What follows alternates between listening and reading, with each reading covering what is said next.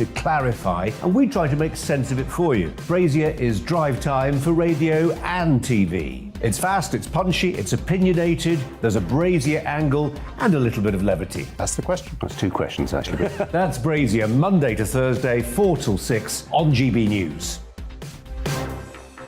Hello, I'm Michelle Dewberry, and you can join me every weekday 6 till 7 on Jubes and Kerr. Me and my panel will get stuck right into the day's events, and I can tell you, in fact, I can warn you, expect some robust debates, some strong opinions and perspectives from both sides of the fence. It's about you at home as well. I love to read out all of your comments, or at least as many as I can. So join me, Michelle Dewberry, Monday to Friday, 6 till 7 on Jubes and Kerr. I'm Dan Wootton. Join me Monday to Thursday from 9 to 11 for the feistiest and most fun news debate on TV, where free speech reigns. I'll bring you a sharp take on the day's biggest stories, bombshell newsmaker interviews, and A-list guests. And I guarantee you, no spin, no bias, no censorship, and no reason to go to bed. That's Dan Wootton Tonight, Monday to Thursdays from 9 on GB News. I'm Mark Dolan. Join me at 11 on GB News for Headliners, in which I'll be joined by two of the UK's top comedians discussing tomorrow's papers. If it's an important story, we'll cover it, but we'll have some fun along the way. Headliners, the late-night paper review that won't send you to sleep like the others will. 7 nights a week at 11 p.m. on GB News.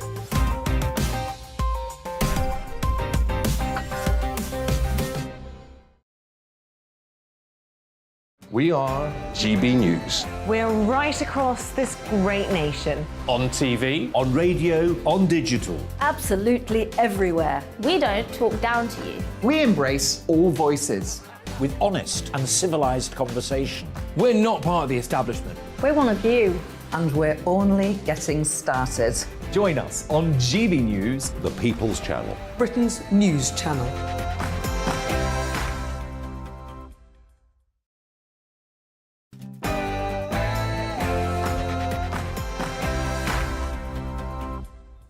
A teenage girl is hounded out of her sixth form college for questioning trans ideology. An American comedian is rejected by an agent for being white. And a Labour council claims that babies are racist. This is Free Speech Nation.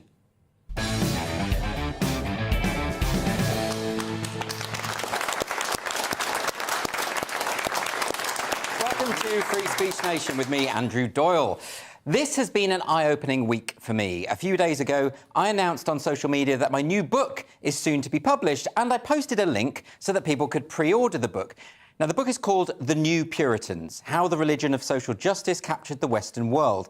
And although most of the responses were positive, a lot of activists online were apparently not too pleased. So here's a few examples of some of their reactions to the announcement. "You're pure scum, fella." "I have read what the idiot author has summarised and it's deeply effed up." The kind of thing the alt-right would quote after shooting up a neighbourhood. And bearing in mind this is a book that above all is a defence of liberal values, that does strike me as a tad overdramatic. Anyway, here's another one. "Don't need anything to use to get the fire going at the moment, so no thanks." And another on the same theme. "Is it any good for lighting fire?" Because obviously the best way to show that you're on the right side of history is to go around burning books. Now, of course, I get it. The book isn't for these people, it's about these people. And I suppose if you're what is part of what amounts to a kind of religious sect, and someone is denying the existence of your various gods, you're going to get upset about that. But why would anyone care enough to comment about a book they hadn't read? They don't even know what the contents are. I mean, wouldn't it be better to wait until it's released, read it, consider the arguments, then present counter-arguments if you disagree? Perhaps it's because the new religion of critical social justice, what has become known colloquially as the woke movement, is grounded largely in the conviction that words can be a form of violence and that to be offended is the equivalent of a physical assault. So from their perspective, my book isn't just challenging them, it's hurting them. So it's not enough just to criticise and object. They have to actually stamp other views out, much like the church used to burn heretics at the stake. Studies repeatedly show that the majority of people do take differences of opinion to be a kind of personal attack. And it strikes me that in the age of social media, this problem is getting worse and worse. 1 minute, you're posting a tweet about how you're going to Disney World for a holiday. And before you know it, someone points out that Florida voted for Donald Trump, and that Trump is a fascist, and Disney World is therefore fascist adjacent. And before long, you're being compared to Joseph Goebbels. And all because you wanted to hang out with Mickey Mouse. Now, Twitter isn't real life, of course, but so much of that kind of discourse appears to be seeping out into the real world, and that's a problem. Every week, I invite people who disagree with me onto this show because I'm genuinely interested in what they've got to say. Sometimes they agree to appear, mostly they refuse. And I think one of the reasons people refuse to debate is because their opinions have become an integral part of their identity. If your entire sense of self is based on the notion that you are fighting a war against armies of fascists, it's going to take a lot to convince you that those fascists are mostly in your imagination. And there's nothing new in any of this. History is full of people who struggle to accept that they've been wrong all along in the face of new evidence. When Charles Darwin realised that his findings meant that his belief in the creation narrative of the Bible couldn't be sustained, he was deeply disturbed. It wasn't just that his views needed to be updated according to the new evidence. His entire Christian worldview was destabilised. And this is what is called an identity quake. And it explains why people react so ferociously when their core beliefs are challenged. It isn't comfortable to realise you've been wrong. But all of us are wrong about many things all the time. How could it be otherwise? So I don't blame people for getting angry when I write a book that challenges their entire belief system. But what I would say to my critics is they ought to read the book before condemning its very existence. And I would be keen to discuss further any of the conclusions I've reached. I'm bound to be wrong about various things, and I welcome the opportunity to be put right. And if people read the book and they still want to throw insults and rant and rave about how evil I am, that's okay too. I'll just ignore them and get on with my life. But if you really care about your beliefs, and if you genuinely think you're in the right, wouldn't it be a lot better just try and persuade others of your point of view? Nobody was ever persuaded by being insulted. So if you're angry about being challenged, remember, you're not alone. It's natural. But instead of demonising those who disagree with you, why not just try listening to what they've got to say? You never know. You might even end up changing your mind.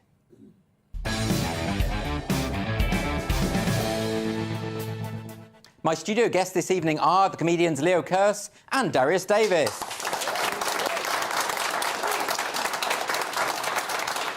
It's been a very weird week for me, this. Just mentioning the book online, this new book I've done, and activists going insane. It's like I've done the worst thing in the world. I haven't even looked at the thing. I mean, do you have these kind of experiences? You must have known this was going to happen. I actually didn't. Naively, really? I thought... But I don't know why. I'm continually surprised. I mean, isn't that the definition of madness, when you expect different outcomes from the same thing? Yes, but I do. I have a kind of innate faith in humanity. Right. And yeah, of course this happened last time, and it happened the time before, but yeah, it's weird. Are you a social media fan, Darius? I hate putting anything out on social media because everything you put out, people are just negative no matter what. All the time, yeah. All the time. And they're just looking for some reason to kind of bring you down and criticise and have a go at you. And, you know, free speech right now is kind of like the worst thing you could talk about. Somehow they've weaponised free speech to be a bad thing instead of a good thing. So it's very true. I think the people who defend free speech and liberal values are often the ones who are called Nazis. Yeah. Because, of course, that's what the Nazis were all about, isn't it? They were all about free speech. that was their shtick, wasn't it? Yeah. That was their thing. Anyway, let's get some questions from our audience here. So our first question is from John. Hello. Hello, John. Hi, Andrew. My question is, are babies racist? Are babies racist? OK, so this is a topic that comes up again and again. This is a reference this week to Islington Council, right? They published a poster that claims that babies can be racially biased when they're just 3 months old, right? I mean, have you read this article, Leo? Yeah, I read the article, and I agree, babies can be racist. I mean, they've already got the skinhead going on. I wouldn't be surprised if there's tiny little Doc Martens on those little feet. So, yeah, but I read it's a poster put up by Islington Council that goes through all the stages of a child's development. Yeah. They say at 3 months old, babies are racist because they prefer the faces of people who look like their parents. And it's like, well, obviously they prefer the faces of people who look like their parents. They're babies, and they rely on their parents for milk and sustenance and You're being cuddles and all far that too sort of kind. stuff. Far too kind to these babies. They're obviously racist. And then it seems like so obvious that that's why it's not a race thing. They haven't read any far right extremism online and been radicalised. And then the same poster says that racial prejudice peaks between the ages of 4 and 5. Which, I shudder to think what Hitler was like at kindergarten. Yeah, I don't buy. What do you think, Darius? Do you think this is... I'm a new father. I've got a baby. She's going to be 1 on Tuesday. And I've got to say, it's taken a long time, basically the whole first year, to make her be racist. I mean, it was really... and I had to train her to be racist. It's really taken some time. I think it's ridiculous. If you read the article and properly going full, it actually says like white babies are the most racist of all the babies. So it's like, it's not just all babies are racist, particularly white babies are the racist ones. Like, oh, okay. But yeah, it's obvious they're gonna like their mum more than someone who doesn't look like them. My daughter hates me, and I'm her dad, right? Maybe it's because you keep training her to be racist. Well, yeah, I mean... might be the issue. To be honest, it's probably Coco Melon that's training her to be a racist, which is what all kids are addicted to.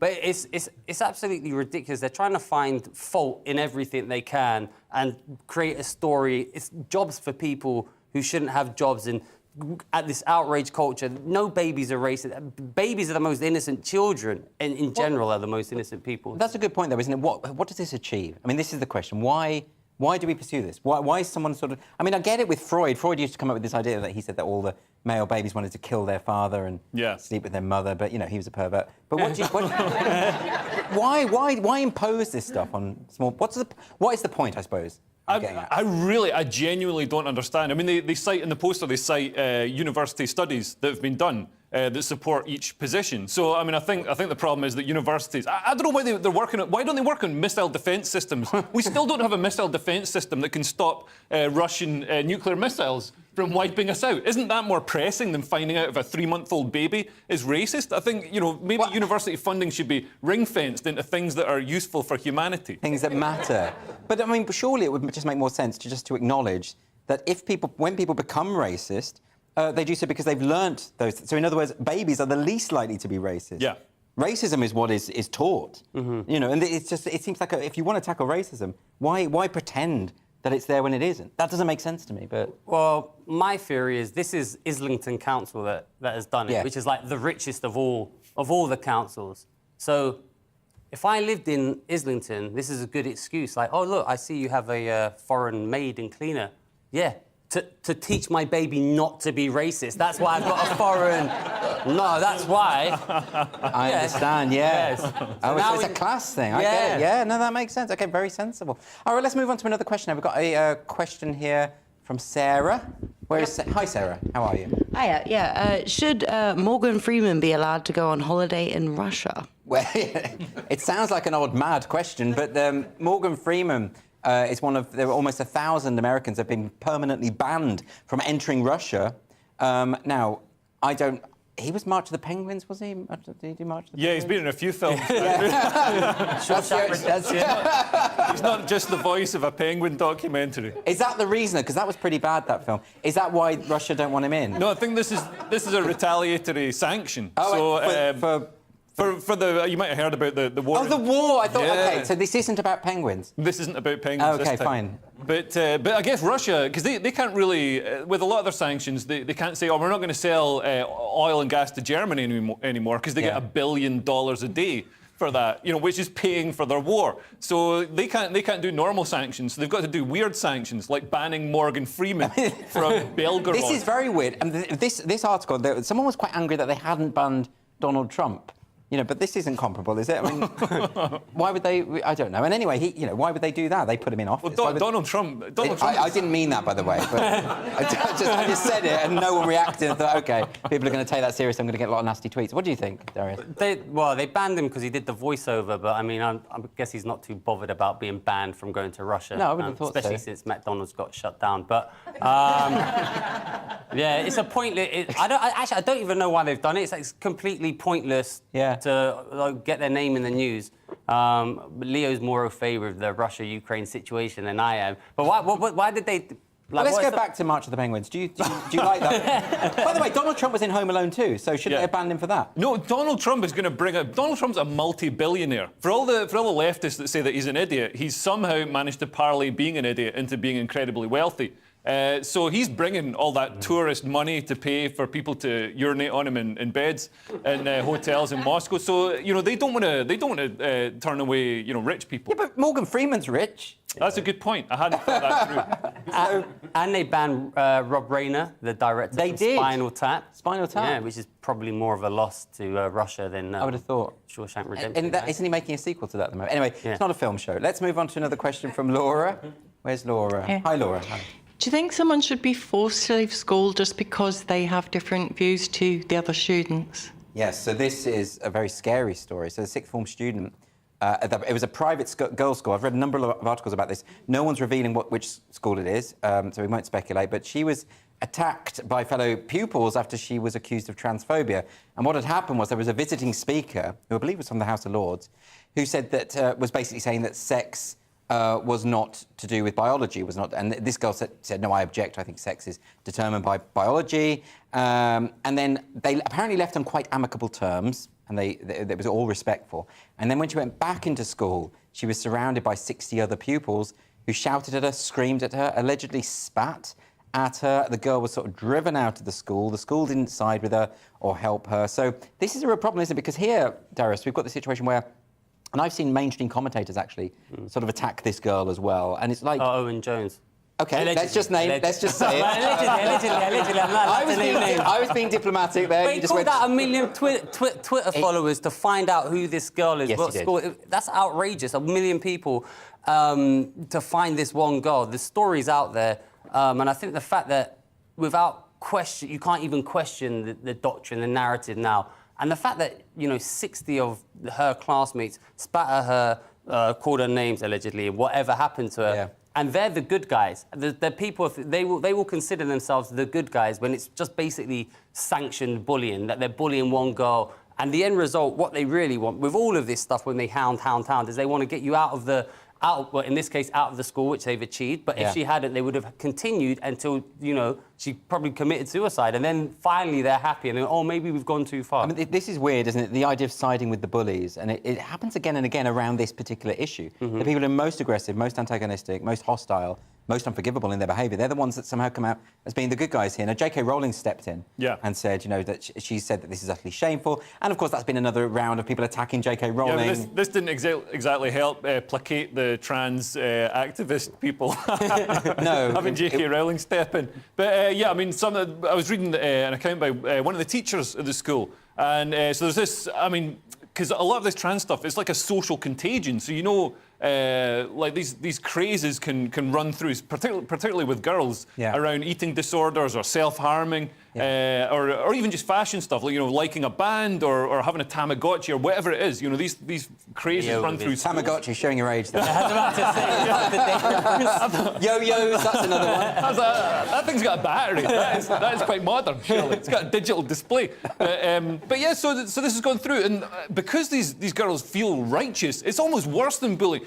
The bullying that when I was at school, kids would get bullied.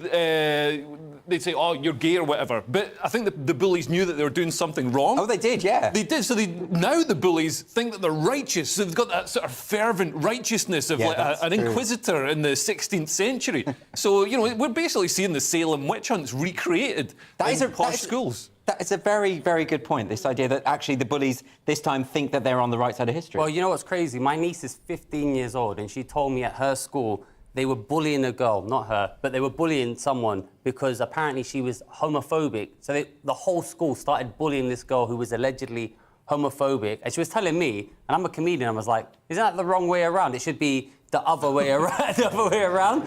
But, I mean, it's just crazy. So that because whatever she said, I don't know, but it allowed the whole school to kind of, or her class to bully her and be, justified with it. So it's very strange that now, if you think you're on the right side, you can push someone if they've got different views. It's very bad. So we've got another question now from Mary. Where is Mary? Hi. Hi, Mary. It is sexist to call someone a pet.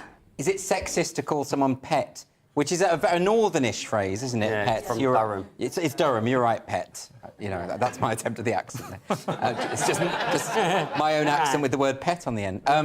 So this is the former world champion boxer Glenn McCrory, who has been charged with using threatening and abusive behaviour. So McCrory, who's from County Durham, so he has that voice that they have.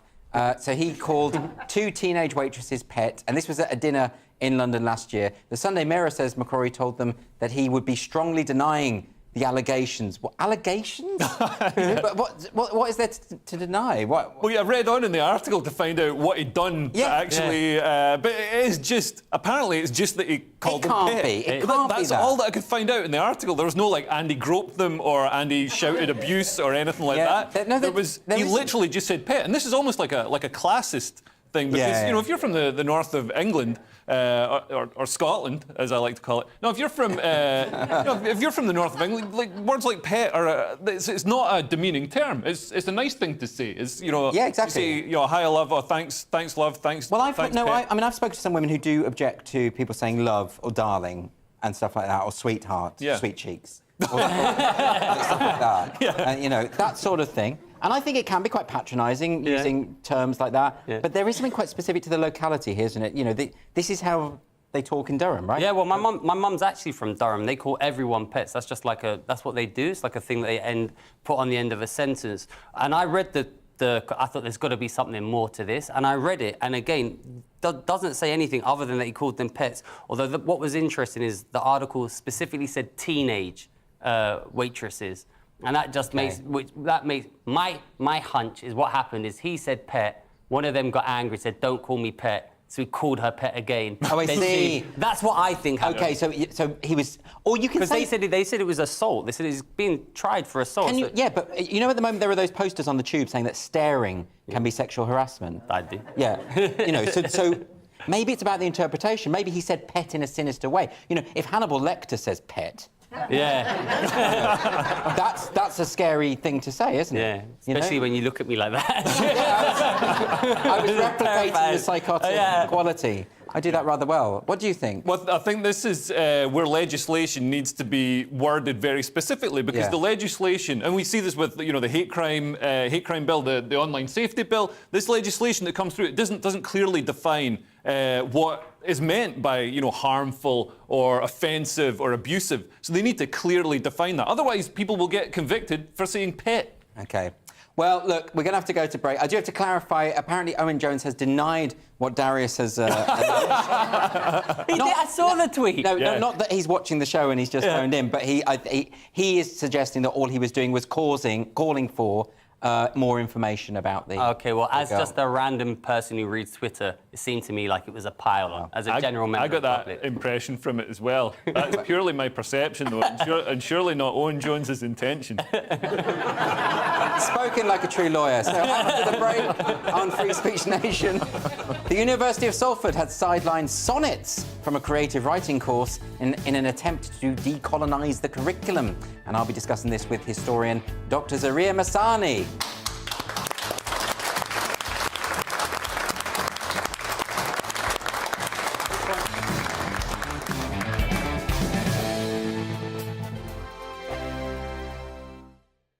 Every morning from 6 o'clock, we'll wake you up with GB News Breakfast with all the stories you didn't know from the night before. So whether it's serious news, entertainment, or your own views from all over our great nation, we're here to kick off your day with a smile. The national media should be reflecting and reporting what's happening here. You will notice the northwestern accents. Whether you're with us on TV, radio, or online, every morning, it's breakfast from 6 a.m. Hope you can join us. On radio, they call it the drive time slot, 4 p.m. until 6 p.m. as listeners head home. It's that part of the schedule when the dust of the day's events begin to clarify, and we try to make sense of it for you. Brazier is drive time for radio and TV. It's fast, it's punchy, it's opinionated, there's a Brazier angle, and a little bit of levity. That's the question. That's two questions, actually. That's Brazier, Monday to Thursday, 4 till 6 on GB News. Hello, I'm Michelle Dewberry, and you can join me every weekday 6 till 7 on Jubes and Kerr. Me and my panel will get stuck right into the day's events, And I can tell you, in fact, I can warn you, expect some robust debate, some strong opinions and perspectives from both sides of the fence. It's about you at home as well. I love to read out all of your comments, or at least as many as I can. So join me, Michelle Dewberry, Monday to Friday, 6 till 7 on Jubes & Co. I'm Dan Wootton. Join me Monday to Thursday from 9 to 11 for the feistiest and most fun news debate on TV, where free speech reigns. I'll bring you a sharp take on the day's biggest stories, bombshell newsmaker interviews, and A-list guests. And I guarantee you, no spin, no bias, no censorship, and no reason to go to bed. That's Dan Wootton tonight, Monday to Thursdays from 9 on GB News.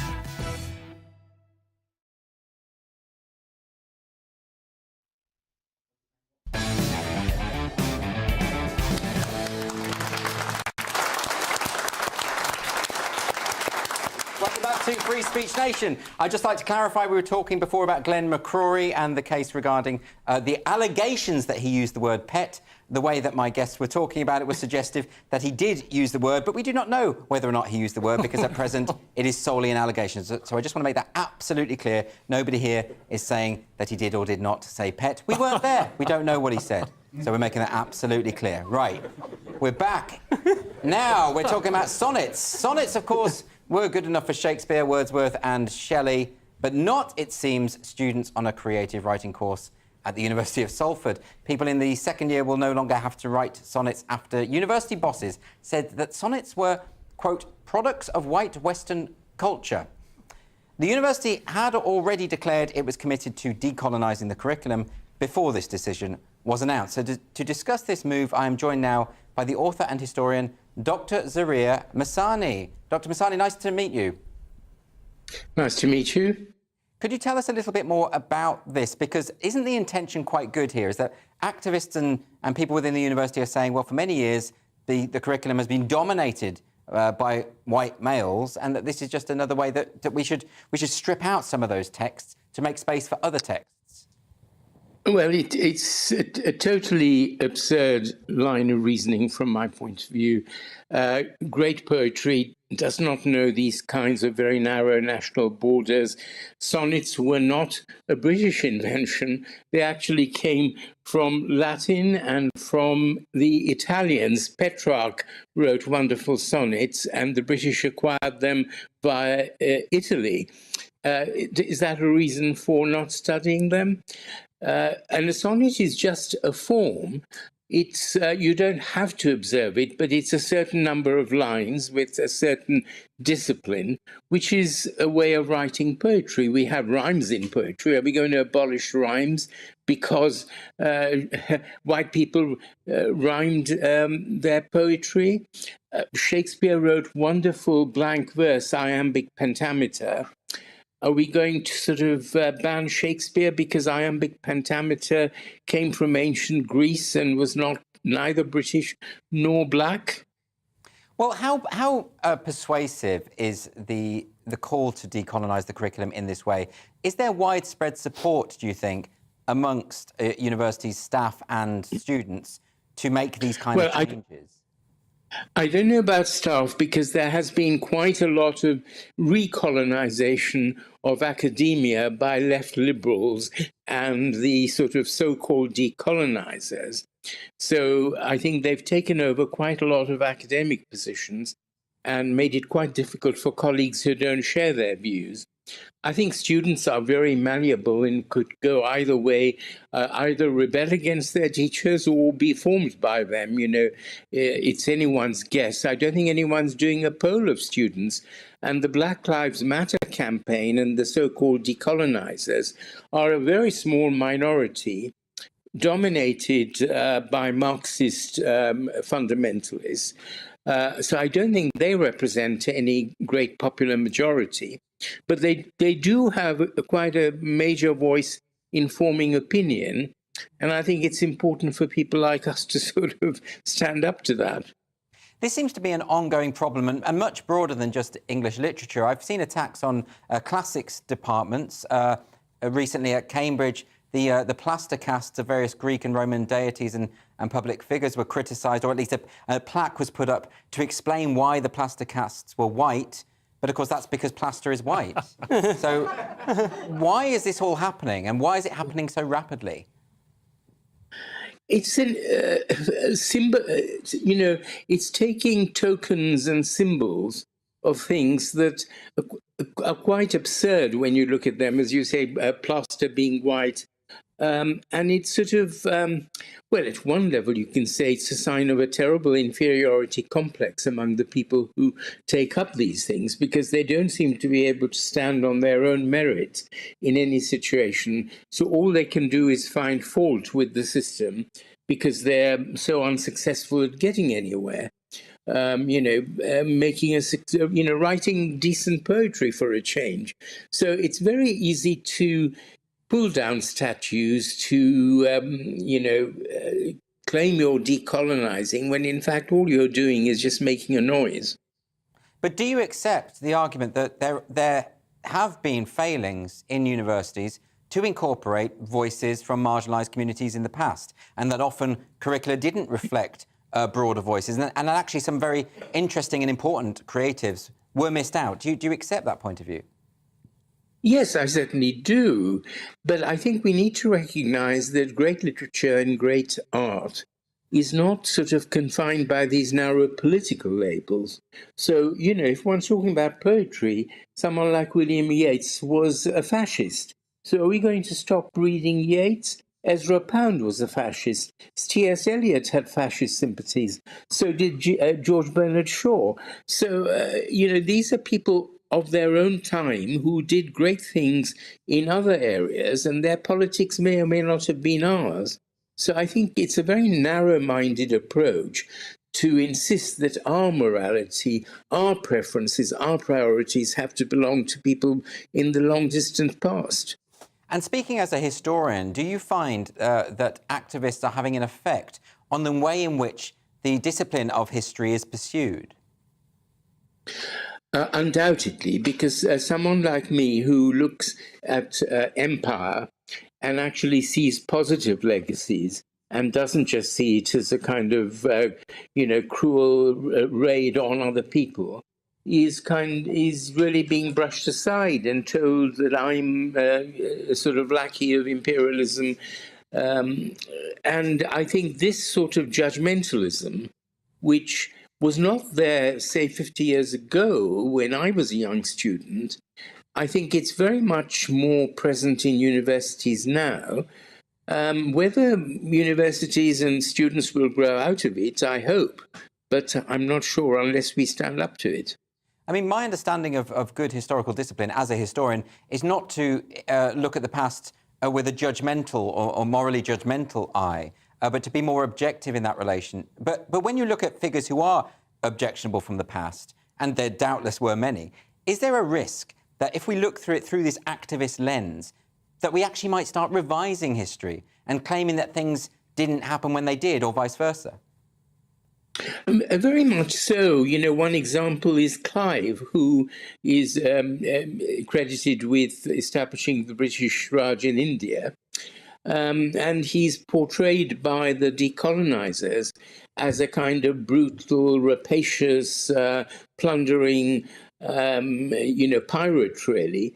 I mean, Clive was an incredibly successful, many-faceted man who rose from very modest origins to achieving great things, had flaws like Churchill did, but to dismiss him, as people do, and as people dismiss Churchill, the same brigade would totally brush aside someone like Churchill because he had racist views. He was born in Victorian times. Yes, he had some racist attitudes. Does that mean we condemn everything else he did? It makes a nonsense of looking at history in a balanced, rounded way. We, just focusing on people's flaws and not looking at any of the positive things they did. Well, that's fascinating stuff. Thank you so much for joining me, Dr. Zarir Masani. Pleasure. Thank you. So, I've had lots of these discussions about the idea of decolonizing curricula, but there is a risk, isn't there, that sometimes it becomes revisionist. And there's something in that impulse to tear down the statues, to rewrite the 1619 Project in America. I mean, that was called out by its own fact-checkers as being unreliable. and it still won a Pulitzer. Right. So it just strikes me that when ideology is taking root in academia, the impact is going to be quite clearly negative for academia. Yeah, and negative for society as well. I mean, these things start in academia and then spread out to the rest of society, as we've seen over the last couple of decades. I mean, we're currently in a society that seems desperate to pick holes in itself and drag itself down, and decolonizing the curriculum. This is a university in Salford. Obviously, if you're looking at works of art that were done 200 years ago in Salford, it's mostly going to be white Western people because it's Salford. It's it's in the White West. So if you go to China, I bet the universities there aren't trying to pick holes in their culture and drag themselves down. They're probably trying to promote their own culture and create a stronger, more harmonious society. So wait, is that what this is about? This is hatred of Britain. Do you think that's what this is, Darius? Well, my understanding was they just want to not teach sonnets at the University of Salford, and that actually makes sense because it's the University of Salford, right? Yeah. I mean, it's too difficult for them. Also, I was watching Dr. Zaria, and he's listing off poets like Shaw, Keats, and whoever else he said, and I was like, well, don't give them any more ideas, okay? Just chill on that. They don't need the tax. I think it's well known that Ezra Pound and T.S. Eliot had sympathies that would be considered problematic today. I think they know that, but then they haven't really gone after them. So yeah, you're right. Giving them ideas, probably a bad idea. I mean, but you think it's just like sonnets? Just it doesn't matter. They're too hard for people from Salford. Yeah, it's ridiculous. I mean, it's basically it's ridiculous. But you know what? So I'm Iranian, right? My dad's Iranian, mum's Ali G. Just so you know.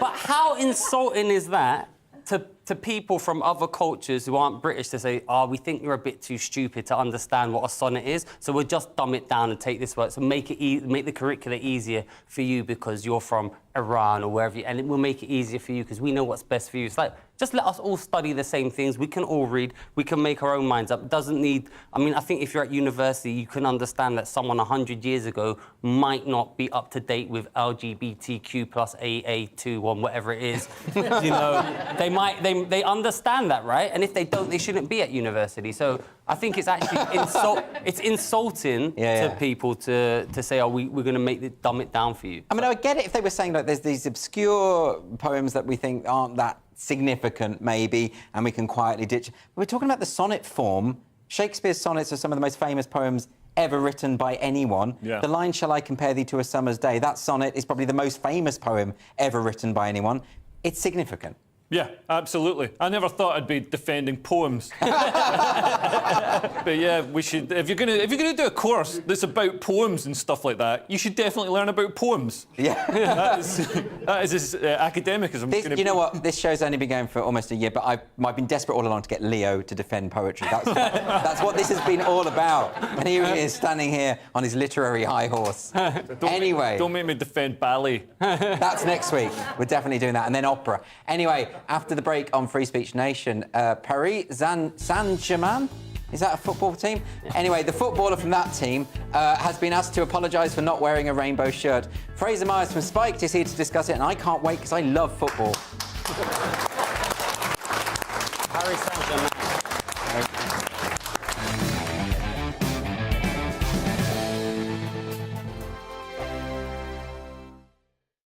Every morning from 6 o'clock, we'll wake you up with GB News Breakfast with all the stories you didn't know from the night before. So whether it's serious news, entertainment, or your own views from all over our great nation, we're here to kick off your day with a smile. And the national media should be reflecting and reporting what's happening here. You will notice the northwestern accents. Whether you're with us on TV, radio, or online, every morning, it's breakfast from 6 a.m. Hope you can join us. On radio, they call it the drive time slot, 4 p.m. until 6 p.m. as listeners head home. It's that part of the schedule when the dust of the day's events begin to clarify, and we try to make sense of it for you. Brazier is drive time for radio and TV. It's fast, it's punchy, it's opinionated, there's a brazier angle, and a little bit of levity. That's the question. That's two questions, actually. That's Brazier, Monday to Thursday, 4 till 6 on GB News. Hello, I'm Michelle Dewberry, and you can join me every weekday 6 till 7 on Jubes and Kerr. Me and my panel will get stuck right into the day's events, and I can tell you, in fact, I can warn you, expect some robust debates, some strong opinions and perspectives from both sides of the fence. It's about you at home as well. I love to read out all of your comments, or at least as many as I can. So join me, Michelle Dewberry, Monday to Friday, 6 till 7 on Jubes and Kerr.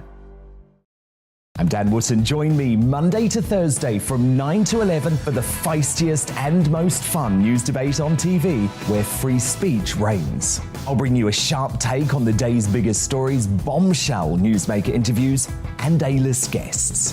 And I guarantee you, no spin, no bias, no censorship, and no reason to go to bed. That's Dan Wootton tonight, Monday to Thursdays from 9 on GB News.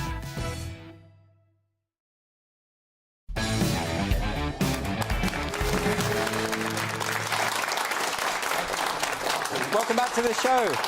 So later in the show, I'm going to be turning agony uncle with the help of my panel, Leo Kearse and Darius Davis. We're going to help to deal with your unfiltered dilemmas. So please do email us at gbviews@gbnews.uk, and we will do our level best to answer your personal problems. The Premier League football season finished today, apparently, with Manchester City being crowned champions. PSG are the French champions, and their midfielder, Idrissa Gueye, missed a game last Saturday in which the players wore rainbow pattern numbers on their shirts ahead of Tuesday's International Day against homophobia, biphobia and transphobia. It was subsequently reported that Gueye missed the match due to the Rainbow Shirts campaign, and the French Football Federation have asked him either to apologise or refute the claims he is opposed to the wearing of rainbow shirts.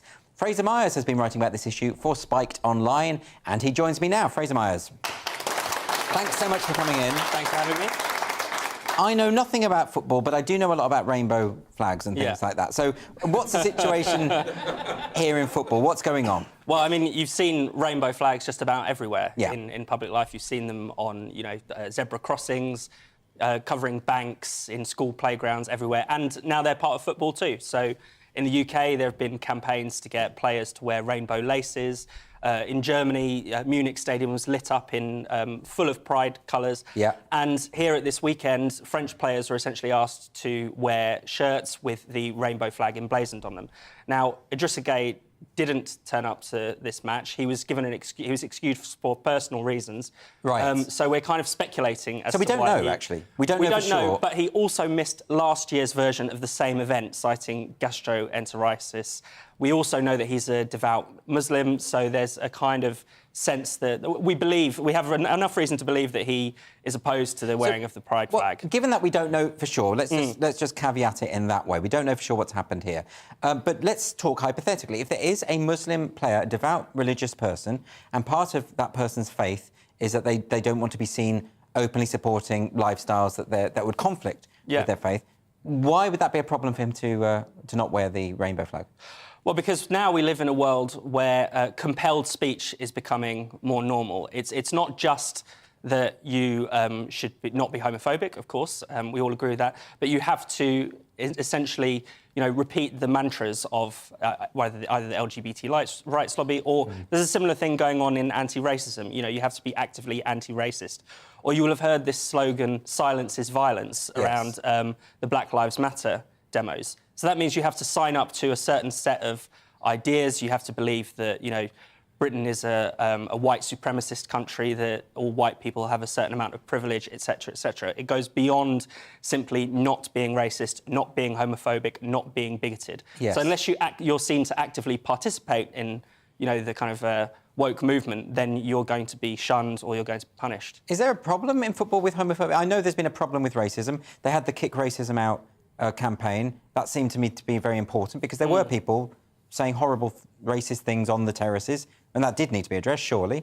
Is there a problem with homophobia of that kind? Well, I think the fact that just this week, earlier this week, we had the first kind of active professional footballer come out suggests that there may be a bit of an issue, but he was so celebrated and praised, and from every level, that perhaps that's going away. So I can understand why people might want to tackle a perceived problem. Yeah.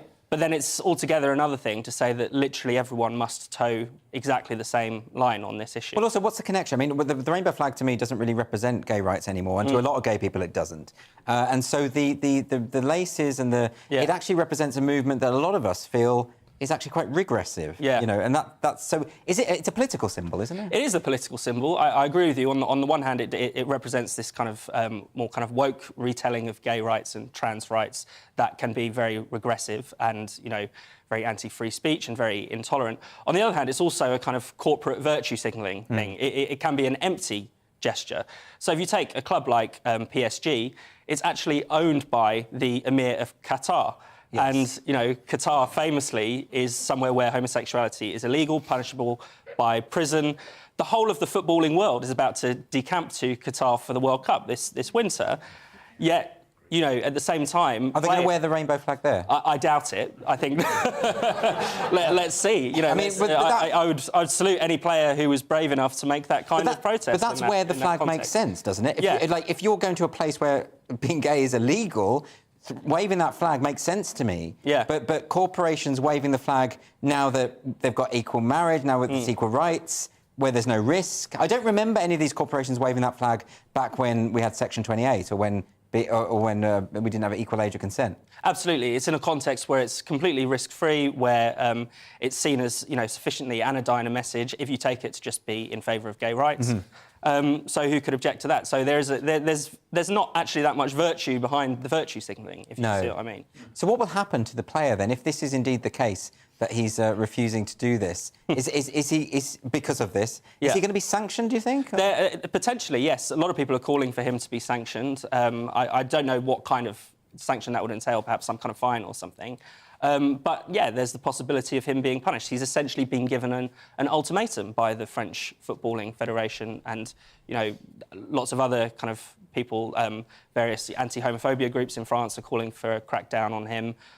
Even Valérie Pécresse, who was one of the failed French presidential candidates, has called for him to be sanctioned. So... But you can't say to a player, you've got to have this set of opinions, otherwise you can't kick a ball in a net. Doesn't make sense, does it? It doesn't make sense. Sorry, I know there's more to it than that. It doesn't make sense to you and I, but that's the kind of climate we find ourselves in, where it's not just that people are cracking down on free expression and what people say, but it's what people think or what we imagine they think. Right. Is now a source of controversy and something that we seem to want to control. So, if you think about the rise of things like unconscious bias training and tests, the belief that even if you don't ever express a bigoted view, you probably harbour it in your soul and that needs to be corrected. Or think about microaggressions, which, on the one hand, yes, they're seen as an unintended slight and someone on the receiving end is hurt by that, but they are also said to reveal your kind of inner bigotry that needs to be cleansed. So if you're not going along with, the exact kind of woke mantra, then you're seen as a problem. Can you explain to us what the difference is here with this idea of compelled speech? You mentioned that phrase earlier. Why is the notion of compelled speech a particular problem? It's a problem because you're essentially forcing someone to say something that they don't believe, to express a belief that goes against their own kind of deeply cherished beliefs. And, normally in a free society, we would recognise that that's a problem, just because... Yeah, it's not the same as saying, these are some words you can't say. It's not the same as that kind of censorship. It's saying these are words you must say. These words must come out of your mouth, and if they don't, then we know you're a bad person. Yes, and that kind of is applicable to the idea of you should put your pronouns at the end of your emails or say them at the start of meetings, that kind of thing. Yes, it's very similar. Yeah, pronouns is a great example of compelled speech. Even though they're kind of called preferred pronouns, really they're non-negotiable. Yes, that's right. But there was that case it was a Scottish university that made freshers or new students do a test where they had to make statements such as whiteness is sinful or whatever it was. And if they didn't make the statements, if they didn't pass the test, they couldn't get in. So that's compelled speech, isn't it? Absolutely. I mean, it's almost a kind of loyalty test. Yeah. In a way, and we're seeing it crop up in all kinds of different context, and this Idrissa Gueye example is just the latest, and well, shocking. I find it rather baffling, but then I find everything about football a little bit baffling. But thank you, Fraser, for joining us today. Thank you. Coming up on Free Speech Nation, you'll be seeing an exclusive clip from my podcast this week with my fellow GB News presenter, Neil Oliver. Don't go away.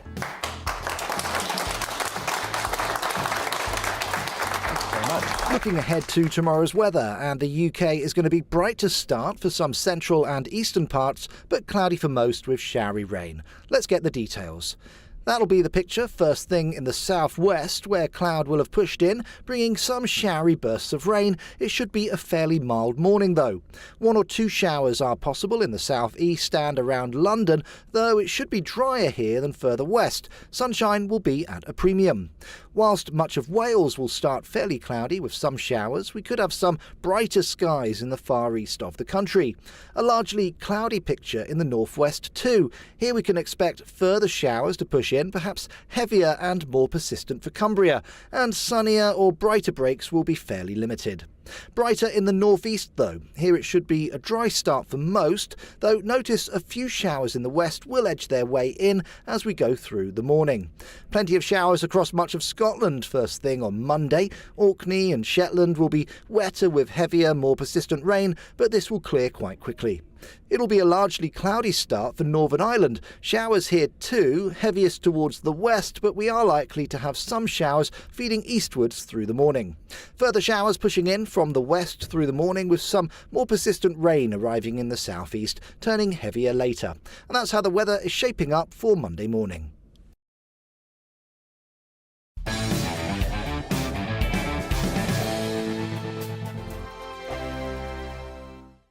Every morning from 6 o'clock, we'll wake you up with GB News Breakfast with all the stories you didn't know from the night before. So whether it's serious news, entertainment, or your own views from all over our great nation, we're here to kick off your day with a smile. The national media should be reflecting and reporting what's happening here. You will notice the northwestern accents. Whether you're with us on TV, radio, or online, every morning, it's breakfast from 6 a.m. Hope you can join us. On radio, they call it the drive time slot, 4 p.m. until 6 p.m. as listeners head home. It's that part of the schedule when the dust of the day's events begin to clarify, and we try to make sense of it for you. Brazier is drive time for radio and TV. It's fast, it's punchy, it's opinionated, there's a brazier angle, and a little bit of levity. That's the question. That's 2 questions, actually. That's Brazier, Monday to Thursday, 4 till 6 on GB News. Hello, I'm Michelle Dewberry, and you can join me every weekday 6 till 7 on Jubes and Kerr. Me and my panel will get stuck right into the day's events, and I can tell you, in fact, I can warn you, expect some robust debates, some strong opinions and perspectives from both sides of the fence. It's about you at home as well. I love to read out all of your comments, or at least as many as I can. So join me, Michelle Dewberry, Monday to Friday, 6 till 7 on Jubes and Kerr.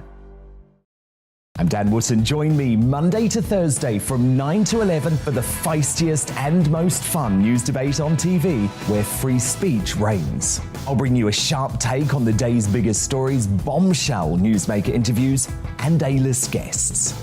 And I guarantee you, no spin, no bias, no censorship, and no reason to go to bed. That's Dan Wootton tonight, Monday to Thursdays from 9 on GB News.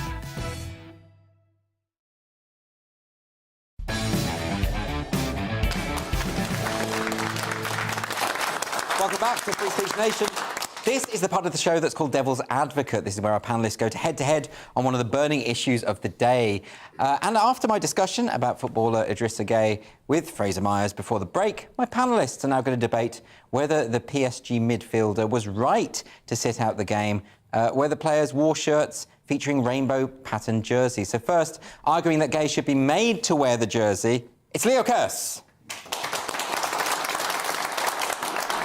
This guy, Idrissa Gueye, he should definitely be forced to wear a rainbow-coloured jersey because, you know, the West, it's a place of tolerance and diversity, and nothing says tolerance and diversity, like inviting somebody into your culture and then forcing them to follow your strict cultural norms instead of their own cultural norms. You know what I mean? Like what happened to the left standing up for Islam and stuff like that. Also, I mean, nothing's gonna make him be more gay friendly. Nothing's gonna stop homophobia more than forcing him to wear a rainbow-coloured jersey. In fact, I don't think that goes far enough. I think he'd be much more positive towards gay people if we held him down and rubbed glitter in his eyes. Make him watch Eurovision on a loop. I want him to get trampled by a unicorn. Come on, this is the way to increase harmony and promote the acceptance of homosexuality or whatever they're trying to do. Thank you, Leo. Now yes. And now we're going to move on to arguing the alternative case, and that is Darius Davis.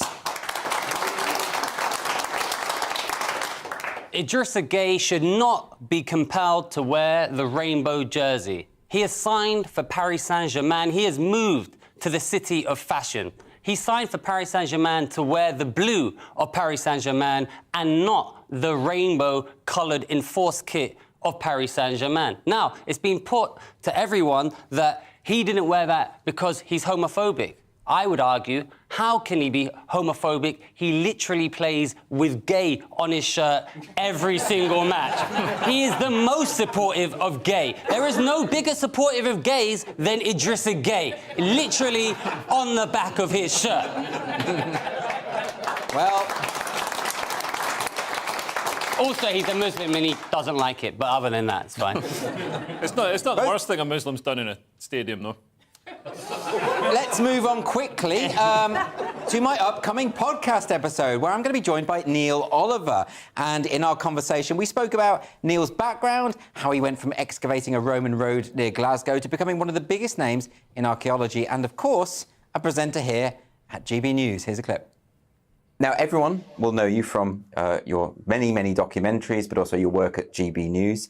But some people might not know how you got involved in all of that. You did an archaeology degree originally. I did. From 1984 to 1988, that long ago, Glasgow University, and it was a degree in archaeology. So that's technically, I suppose, my first specialisation is archaeology. But it's one of those things that I can't, for some reason, I can't imagine little kids thinking, I want to go digging in the dirt for elements of the past. Was it a vocation for you? Was it something you always wanted?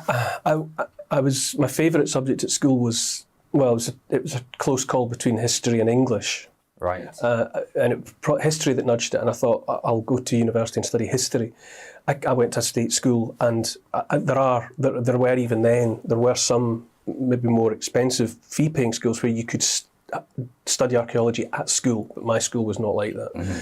But I knew that I liked history that was the older the better. And the syllabus, the curriculum as it was when I was at school, we tended to focus on things like the First World War and the Russian Revolution, which I enjoyed. But I knew in my heart I wanted to do older material, and I hadn't had access to it. So I had applied to go to university to study history, but then when I got in amongst the prospectuses and went on the day trips to visit the universities, I realised there was the ancient history department, there was the classics department, the archaeology departments, a whole different world of studying the past opened up to me. And quite honestly, I walked into the archaeology department in Glasgow University, and it was in an old kind of Victorian repurposed, what had previously probably been a private house, private home, but it had been repurposed as the archaeology department. And I honestly just walked in and kind of fell in love with the atmosphere of it. That sounds terribly shallow, but I did, and I saw these people walking about who looked quintessentially like archaeology students. Sort of, like Indiana Jones. No, but it was a little bit. It was more like kind of rainbow-coloured home knit jumpers, patched trousers, and they all had long hair, and they just looked exotic to my country mouse eyes. And there and then I made this decision to study archaeology, and I just loved it. And as part of studying archaeology, in the summer holidays, we would go on digs. Yeah. And that was a revelation, go away and live in the wilds, sleeping on the floor of abandoned cottages and such like in sleeping bags or in tents, cooking communally, and it was all very hippie, and it was like a throwback to the Summer of Love or something. And I just loved everything about it, and I loved the subject. I was completely captivated, particularly by, well, as it turned out, Scottish prehistory. Yeah. Go figure. I just loved all of that. Orkney, Skara Brae, the Stones of Stennis, all of that. Those iconic sites. And then we also went to, we would go on field trips to Wessex, to Stonehenge, to Avebury, Old Sarum, and I cannot tell you the extent to which I was just. What is it you think? It's so excited by it. What is it about ancient history that stirs you in this way, do you think? What is it about your relationship with history? Because it's I suppose it's a kind of time travel. There's something, I've got a childish approach to it, I think, ultimately. I'm excited by, quite honestly, a childish level about going to places where things happened an unimaginably long time ago. And when on digs, I remember being on my first dig, and it was a place called Loch Doon in Ayrshire in Scotland, and it was a Mesolithic, a hunter-gatherer site, and we were finding flaked stone in the main, and evidence of where there had been little post holes in circles that had been shelters, temporary shelters, and evidence of burning where fires had been lit. And the thought that we were looking at fires that had gone out 8,000, 9,000 years ago blew my mind. And to some extent, it always does. And when you pick up a tool, a bit of broken stone, and you think, whoever made that dropped it consciously or unconsciously 8,000 or 9,000 years ago, and mine is the next hand to touch it. And I found that it was like reaching across 9 millennia and almost brushing hands with someone. Yes. And there was this particular moment where the site started to get inundated. It rained and rained and rained, and we were beside a reservoir, and the water level was coming up, and we were starting to lose parts of the site. And it was raining, and everyone was miserable. And the dig director, who was a guy that he's long dead now, but he had been amongst other things, he'd been a Spitfire pilot during World War II. He was a really exotic figure, Tom Affleck, and I loved him.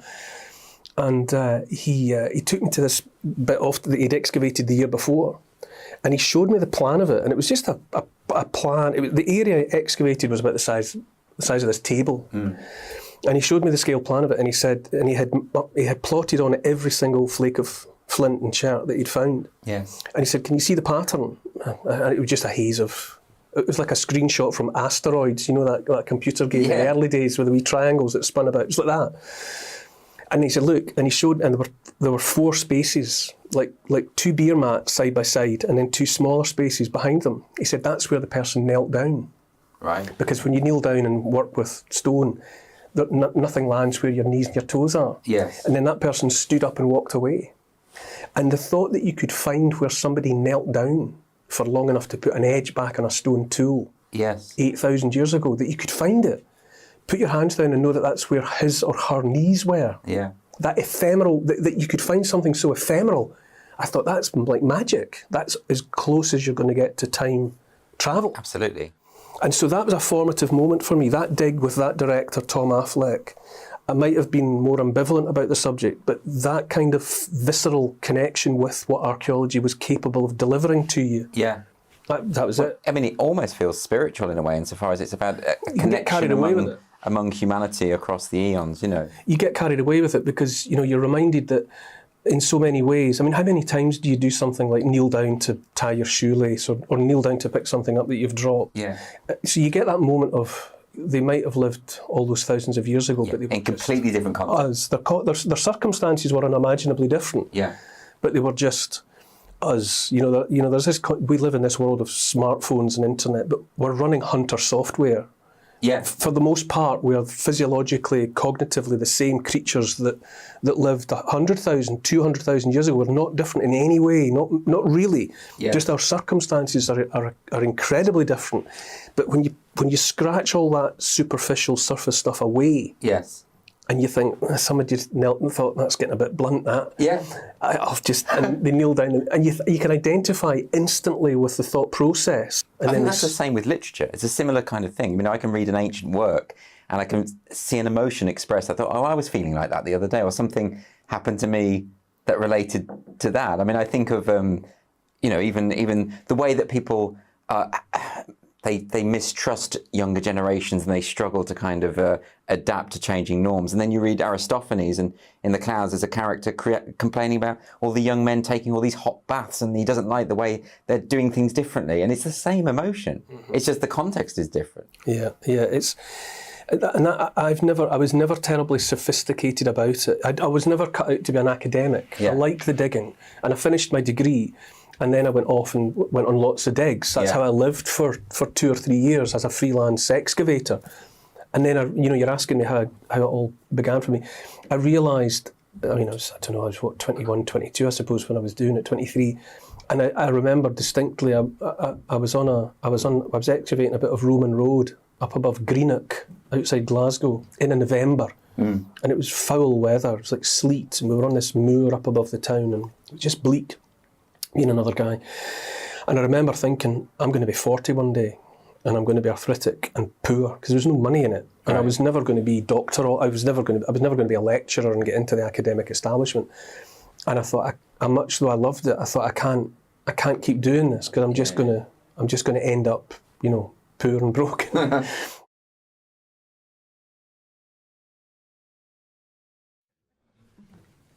And you can see the whole of that podcast when it goes online. That'll be at 9 o'clock, or you can check it out wherever you get your podcasts, Spotify and all the rest of it.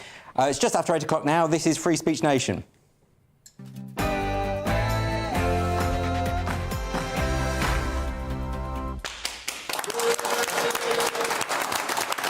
So welcome back to the show. I'm here with my guests, Leo Kearse and Darius Davis. We're going to start by going back into the audience for some questions. Do we have a question? Anyone? Yeah. Yeah, what's your name? Edward. Hello, Edward. What's your question? Is farming racist? Is farming racist? OK, do we know what he's talking about here, Leo? Yeah, farming is a thing where you sort of have tractors and you put plants in the ground. Well, I'm asking because you're Scottish, so yeah. you would know about this. I grew up in a rural farming community, and you might shock you to learn that farming in rural Scotland is mostly white. Is that right? Yeah. OK. Fair enough. But I think there's a specific story he's trying to get to here. Do you know any of the details of this? Yeah, so news? basically there's some people are complaining that farming isn't diverse enough. So it doesn't have the levels of diversity that have been achieved in, for example, barber shops that are open till 4 a.m. So they want to increase diversity in farming. Right, I see. Which, I mean, as you remember, it was a massive success in Zimbabwe when they took the farms off the white people and handed them to Mugabe's friends. I don't think that's really what they're going for here, if I'm honest. Right. No. I mean, I'm going to be generous about that one. What do you think about this one, Darius? 97% of UK farmers are white. Is it racist? Yeah. But who cares? Who cares? Who cares? Who wants to be a farmer? No one wants to be a farmer. And they're like, oh, it's racist. Yeah, it's from one. If your dad's a farmer, you're a farmer. His dad was, and they just pass it down. But is it racist insofar as are there people who are gatekeeping farming and saying you can't come in unless you're a white person? No, you can't... actually, in that article. So actually, little tip. Let you in the secrets. We get given the stories and read them before we come on air. And in the story, it had a Muslim farmer who calls himself the British Muslim farmer, and he said what he did is he went and bought a plot of land and started a farm. So the gatekeeping part of it was buying the land, right? Yeah. He had and anyone, if you have the money and the fight, you can buy the land and do that. So no, I don't think it is racist. I just think no one wants to be a farmer, really. And if you did apply for the job, I'm sure you can get a job as a farmer. Maybe starting your own farm is a bit of a stretch, but then, you know, if I want to start my own TV channel, I've got to start at the bottom here, I don't and then I'll work my way up. Wow. OK, so do we have any other questions today from you? Hello, what's your name? Hello, my name's Tim. OK, Tim, what's your question? My question is, should school uniforms be gender neutral? Should school uniforms be gender neutral? I did read this article. This is to do with well, this is you, Leo, not you, but it's Scotland. That's racist. But it's a Scottish story. What's going on here? Yeah, so basically, Nicola Sturgeon and the Scottish Government are going to bring in gender-neutral school uniforms. And this isn't, I mean, it is to be woke and to make sure that, you know, that all gender boundaries are broken down. But it's also to save money for Scottish parents. Yeah. So apparently school uniforms are incredibly expensive. There's surely a gap in the market for somebody like George at Asda or Primark to start producing school uniforms if, you know, they're sending all these parents into destitution. Well, this isn't just in Scotland, though. I mean, I've seen lots of stories about various schools across the country who are moving to gender-neutral school uniforms, particularly, actually, the posher schools. This is happening quite a lot. Well, I think in Scotland it's unique because normally when they talk about gender-neutral school uniforms, they talk about trousers for everybody. Right, whereas in Scotland, you're going to get a tartan miniskirt. Okay. That's yes, because the kilt is quite a... Yeah, that's what I was getting. Yeah, no, but... I wasn't explaining the joke. I was trying to explore the theme. The kilt is quite a masculine... It's quite butch, isn't it? Yeah. It's quite... Only real men wear skirts in Scotland. Is that... that's how it works, isn't it? Yeah. Yeah, OK, that's interesting. Although, what is a real man? Oh! You're asking me to define man? Well, I can't possibly do that. You're not a biologist. No, I'm not a biologist. I like Keir Starmer. I don't like to talk about things I don't understand. What about you, Darius? I mean, so apparently this whole uniform thing, at least in Scotland, was to save money, right? That was the... So I guess, yeah, if it's gender neutral in Scotland and they're wearing kilts, then they're saving money on underwear, which which actually a lot of, you know, the left would like that, especially for the under-5s. I'm not the one who tried to do the family sex show. They know what they're doing. Too far. We've actually spoken about that show on a previous episode, so we don't need to go there again. Do we have any other questions from the audience here? Hello, what's your name? Jackie. Hi, Jackie. What's your question? So, should a road be renamed because it's in bad taste? Should a road be renamed because it's in bad taste? Now, this is the... Well, I hate to say, this is the necrophilia story. So, Leo...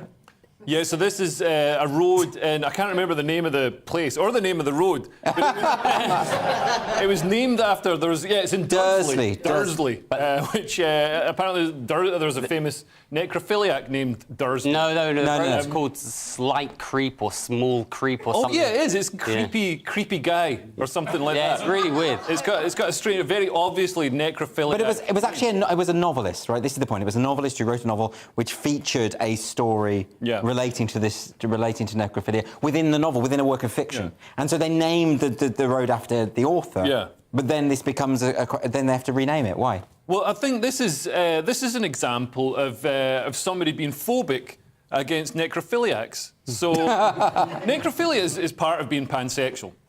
So I don't think that's right, Leo. I see Jimmy Savile as the ultimate pansexual. No. I think you're getting this very wrong. Right. I think even in pansexuality, I know that means you will be attracted to anything, but I don't think... Including? No. I think anything with a pulse is implied. Right. That would be my suggestion. Anyway. I'm not pulsist. I'm not pulsist. I'm just... Look, I can't believe we're defending necrophilia. This is not what this show is meant to be about, right? Honestly. Right.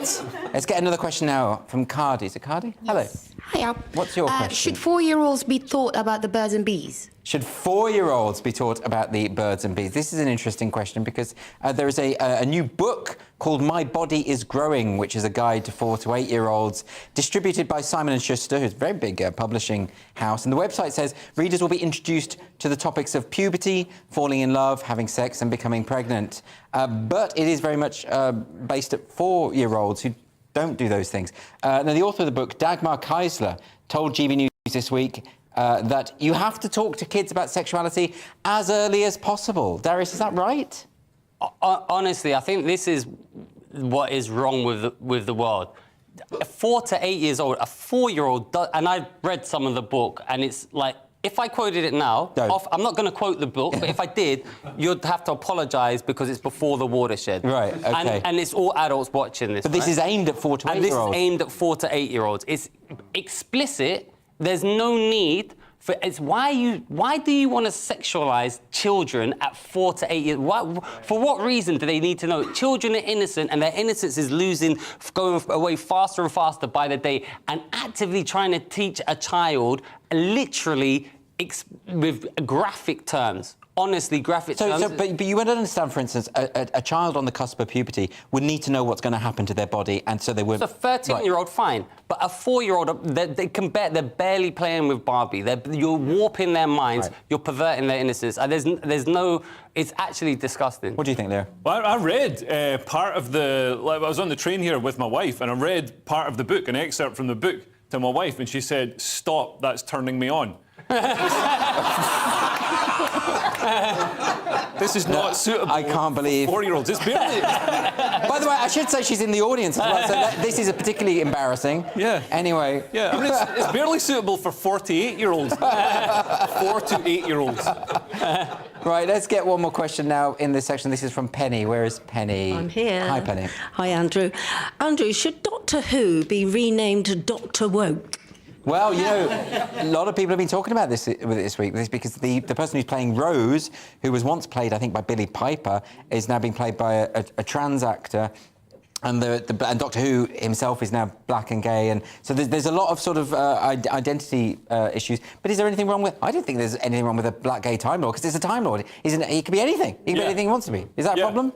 Yeah, no. I mean, I don't think it's a problem. I mean, there are other, breaches of more fundamental laws of physics in the series. There are. Yeah, I mean, like, what about this? Is anybody shocked that Doctor Who in 2022 has got a transgender assistant? I mean, I would have been more shocked if he'd had a white straight male assistant. Yeah, that would have been like a white straight male character. I dream of the day when I turn on the TV and I see an advert for garden peas that's got like just a white straight couple, and they're not on roller skates, doing pansexual chicanery with their multiracial family.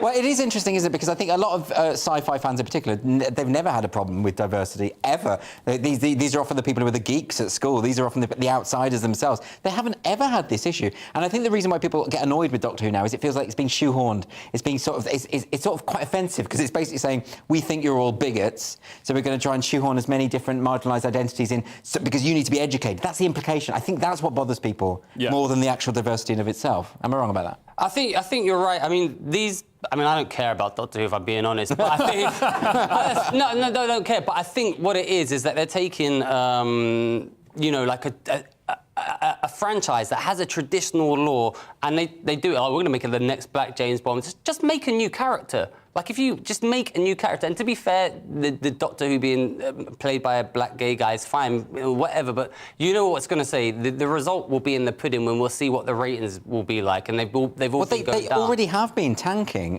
because of a lot of the storylines. Wasn't there a trans alien who gave birth at some point? They've been shoehorning this stuff in, and haven't the Daleks been lecturing on social justice and stuff? Oh, well, they haven't, but that's the sort of thing they would do. And people get really annoyed and they just turn off, and they don't want to see it anymore. They're bored of having their franchises ruined, and like you said, they're being patronised, and also no one buys it because look how woke we are, look what we're doing, we're putting. Why didn't you do that 10 years ago if you were so much loved the trans community and wanted to support them? Now you're doing it in 2022. Also, it's past now. The funny thing is, I think we're probably one of the few shows who are talking about this issue, or about Doctor Who. No one cares, and it was like they announced it in the middle of the night, no big fanfare. We've got a new black gay actor, and no one cares. Like, oh wow, go on and good for you. Yeah, I mean, I don't care who plays Doctor Who. I really don't. But I do think that the fans are being patronised, and they're sick of it. Yeah, I mean, well, you see this maybe not so much with Doctor Who. Because this, I mean, Ncuti Gatwa, I think that's the name of the new Doctor. I mean, he seems like a great guy he's got a huge following. It could actually revitalise the show. But you see with other shows, where they take, a much loved character and then totally change the character. And like Darius says, why don't you just create a new thing instead of trying to make this existing thing that's got a fan base and alienating their fan base by making the character woke or trans or whatever? Just make a new thing. Well, why, like with James Bond, when people say there should be a female James Bond, you can't have a female James Bond because he's called James. so then you should make a Philippa Bond. Yeah. yeah, or a Jamie Bond. Or something like. I mean, it's not difficult, is it? Or just a completely new character with a completely new storyline. At least if James Bond was female, then all the wokeists would celebrate the fact that he's promiscuous. And all the rest of it, and acts like, you know, a man is supposed to act in the 70s. Goodness me. Well, that's a nice misogynist tone to end on there. We're going to go to a break now, and after the break on Free Speech Nation, we're going to be talking to the comedian who is suing a talent agency, he says that they refuse to work with him because he's white. See you in 2 minutes.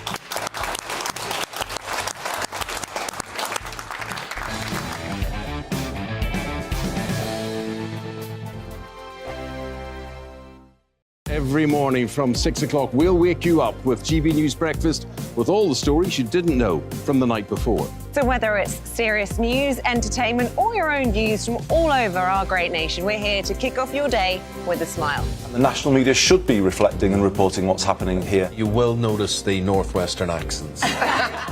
Whether you're with us on TV, radio, or online, every morning, it's breakfast from 6 a.m. Hope you can join us.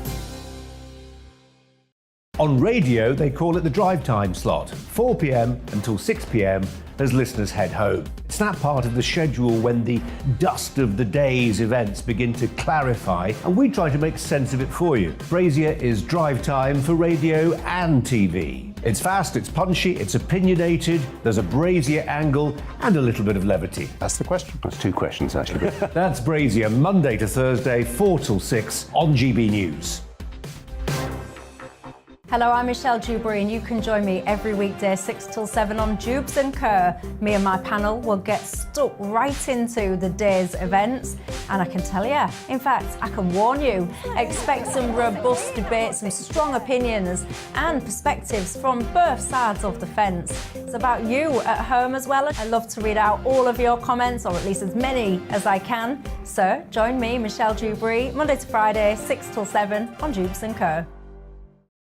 I'm Dan Wootton. Join me Monday to Thursday from 9 to 11 for the feistiest and most fun news debate on TV, where free speech reigns. I'll bring you a sharp take on the day's biggest stories, bombshell newsmaker interviews, and A-list guests. And I guarantee you, no spin, no bias, no censorship, and no reason to go to bed. That's Dan Wootton tonight, Monday to Thursdays from 9 on GB News.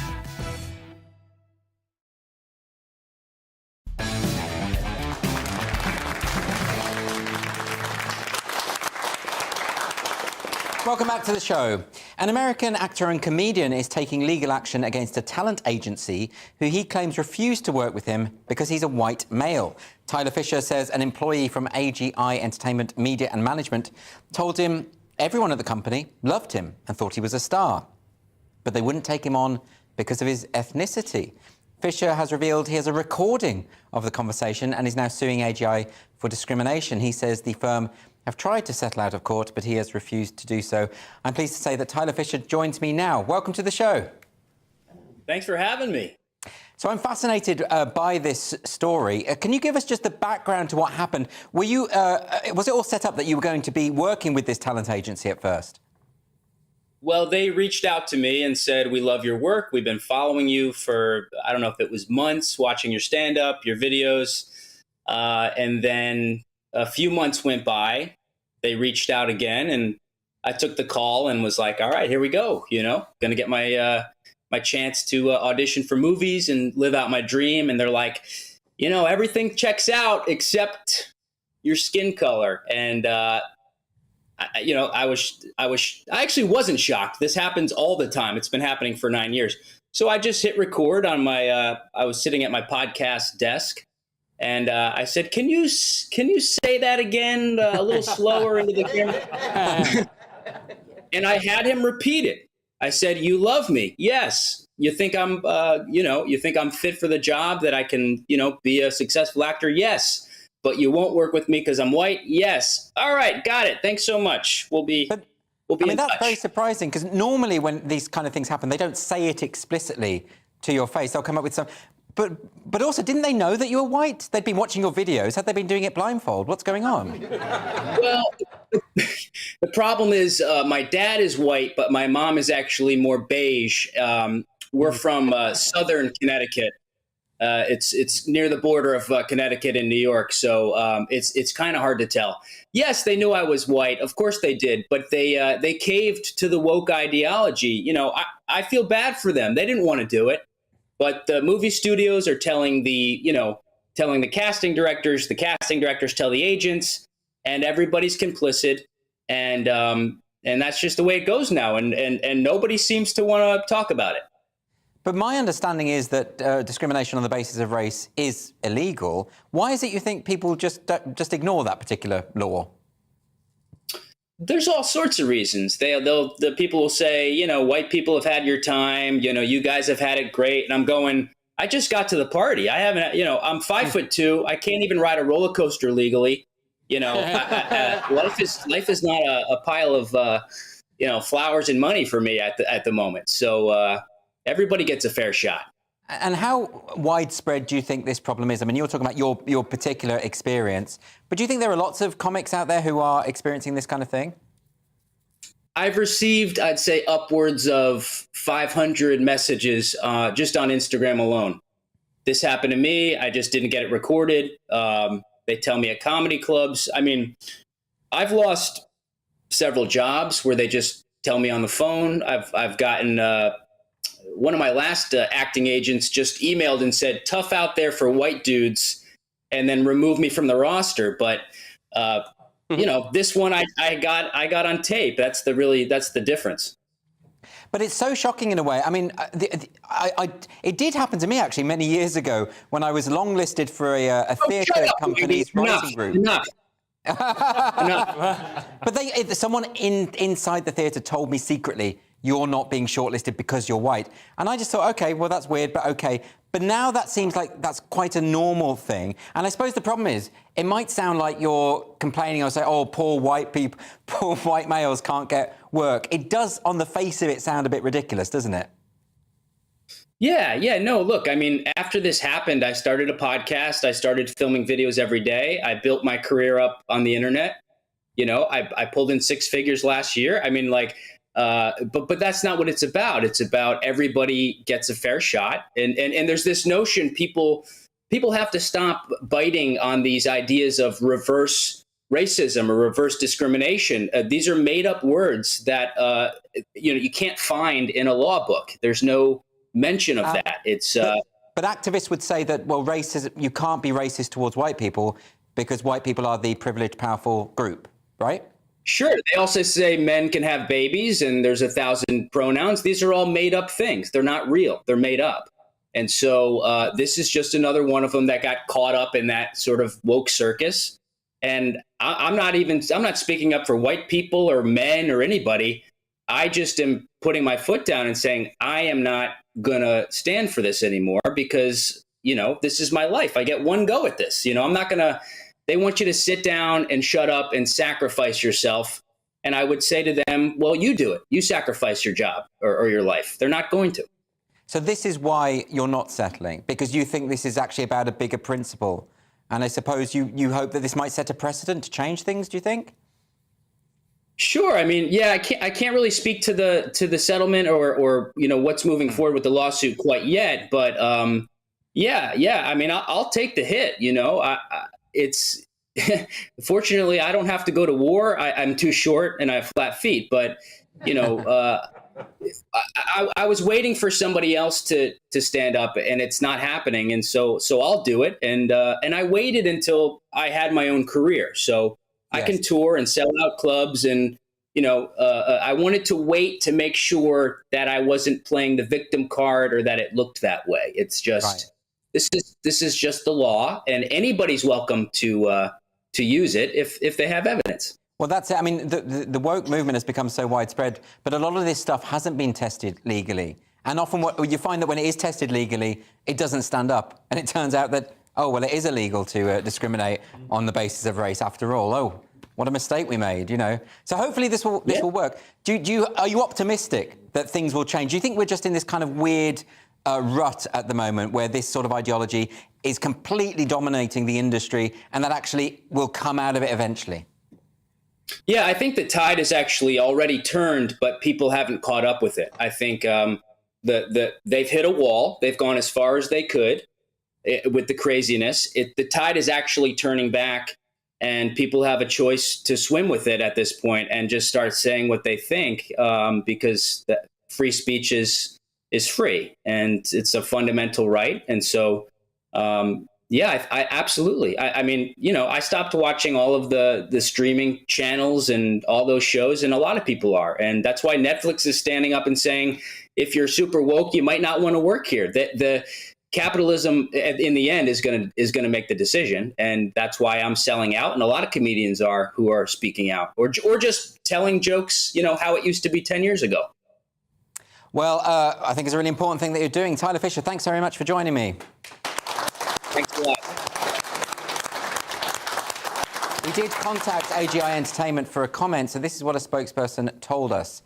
While we can't comment on active litigation, we're proud to represent a roster of artists who we work with based solely on their talent.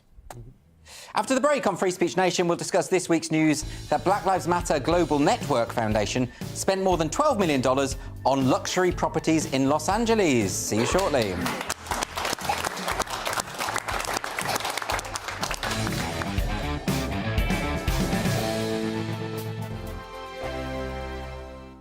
Every morning from 6 o'clock, we'll wake you up with GB News Breakfast with all the stories you didn't know from the night before. So whether it's serious news, entertainment, or your own views from all over our great nation, we're here to kick off your day with a smile. The national media should be reflecting and reporting what's happening here. You will notice the northwestern accents. Whether you're with us on TV, radio, or online, every morning, it's breakfast from 6 a.m. Hope you can join us. On radio, they call it the drive time slot, 4 p.m. until 6 p.m.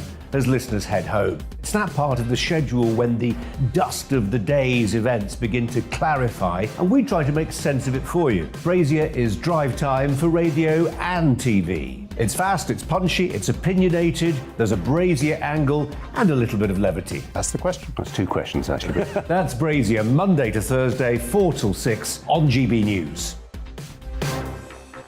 Hello, I'm Michelle Dewberry, and you can join me every weekday 6 till 7 on Jubes and Kerr. Me and my panel will get stuck right into the day's events, and I can tell you, in fact, I can warn you, expect some robust debate, some strong opinions and perspectives from both sides of the fence. It's about you at home as well. I love to read out all of your comments, or at least as many as I can. So join me, Michelle Dewberry, Monday to Friday, 6 till 7 on Jubes and Kerr. I'm Dan Wootton. Join me Monday to Thursday from 9 to 11 for the feistiest and most fun news debate on TV, where free speech reigns. I'll bring you a sharp take on the day's biggest stories, bombshell newsmaker interviews, and A-list guests. And I guarantee you, no spin, no bias, no censorship, and no reason to go to bed. That's Dan Wootton tonight, Monday to Thursdays from 9 on GB News.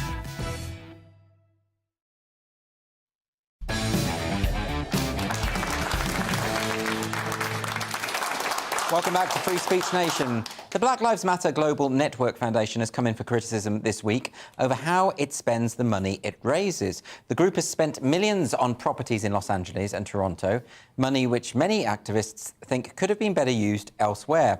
The findings have led to some calling into question whether the foundation can remain a credible part of the BLM movement. Here to discuss this with me now is GB News Culture and Social Affairs Editor, Inaya Folarin-Aman. Welcome. Inaya, a lot of the people who've been accused of overspending or spending the money raised in a questionable way have been quite defensive. They're saying, well, we wouldn't misappropriate money that's come from black people. That's what they're saying. Do they have a point?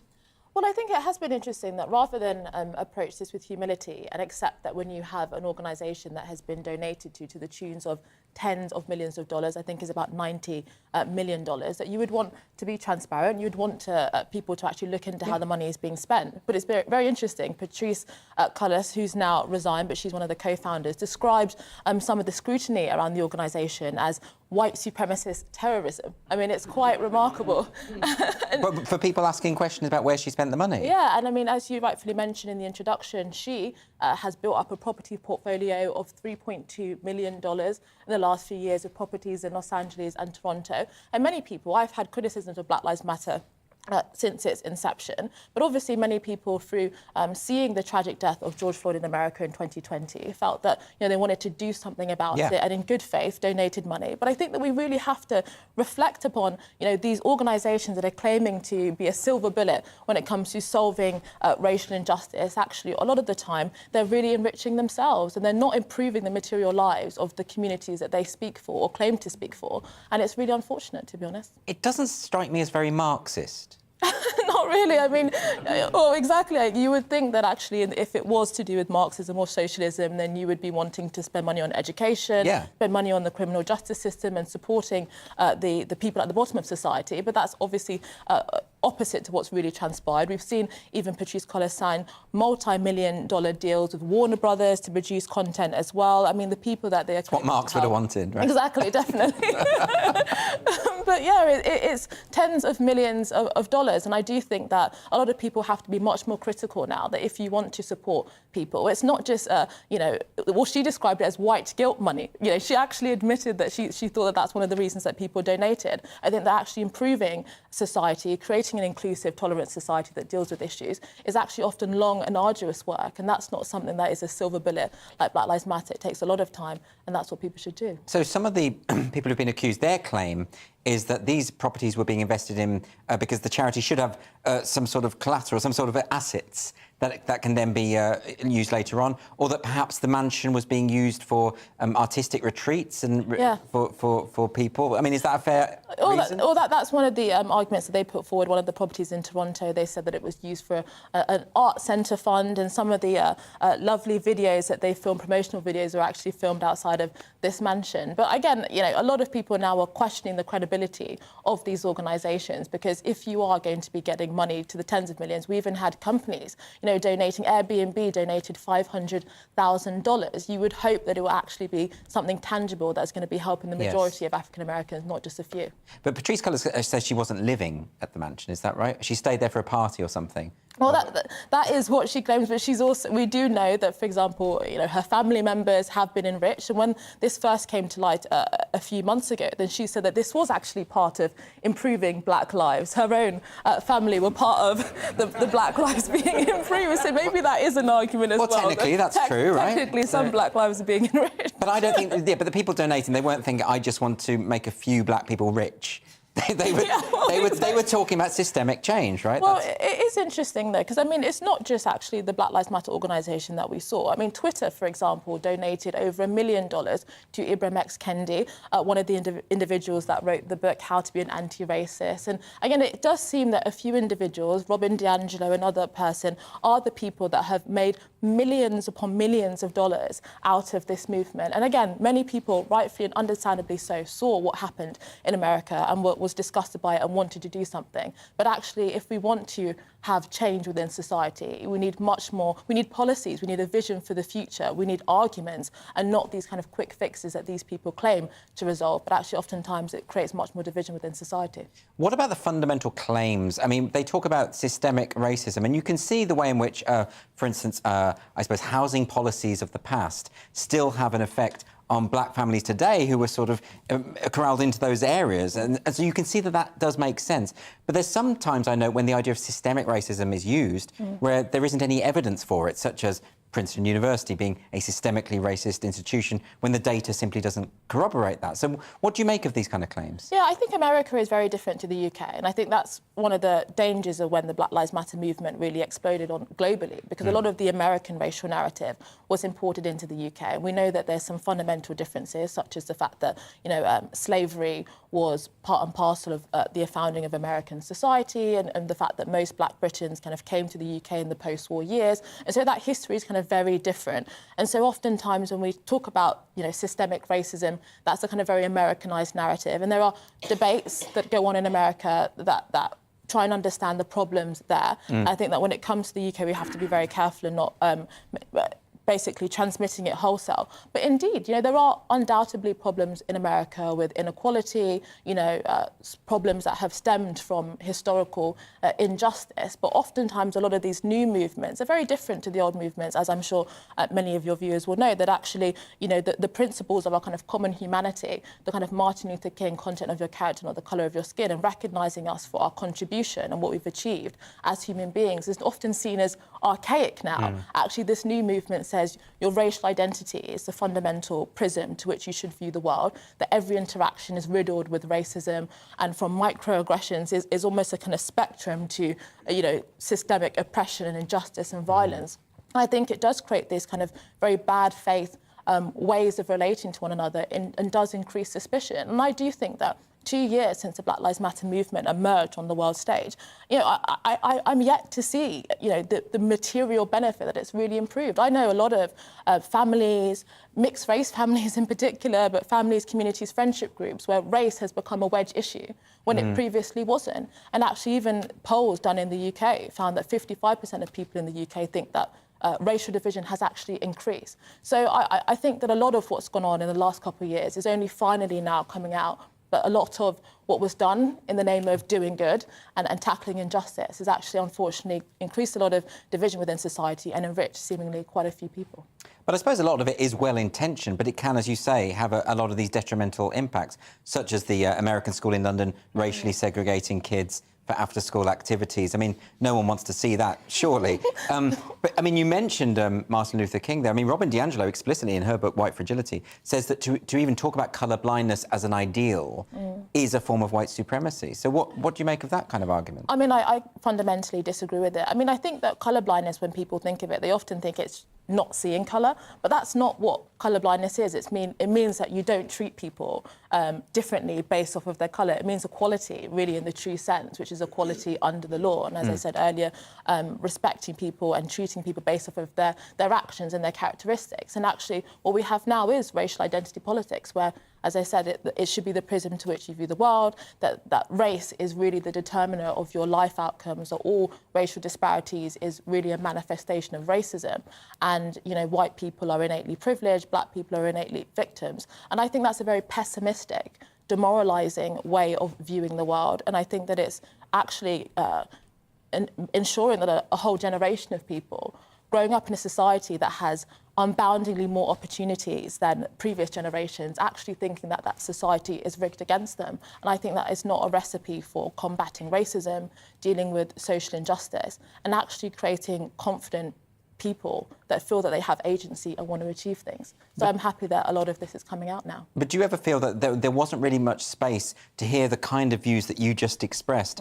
Because particularly at the time, if you remember, of the George Floyd killing and its aftermath, it became almost compulsory for people to declare fealty to this movement without necessarily understanding what the movement was about. And that might have been part of the problem here. Oh, absolutely. And I think that any movement really that relies on the fact that so many people within society are scared to express a different view and are scared to actually put forward criticisms. And I think that that's a movement that we have to be quite sceptical of. I mean, we're so used to it now saying, oh, as a black person, as a white person, this or that. Well, why should your race or even your gender for that matter, be a barrier to understanding another person? We all have imagination and we all have the ability to imagine what it might feel like to be discriminated against, because we are human beings at the end of the day. And I think that that whole idea is increasingly lost. And I think that it's really sad. I think it's making art much more stifling because everybody feels that they can only do things within racial boxes, similar with literature, but also friendship groups and relationships. We are all human beings, and as cliche as it sounds,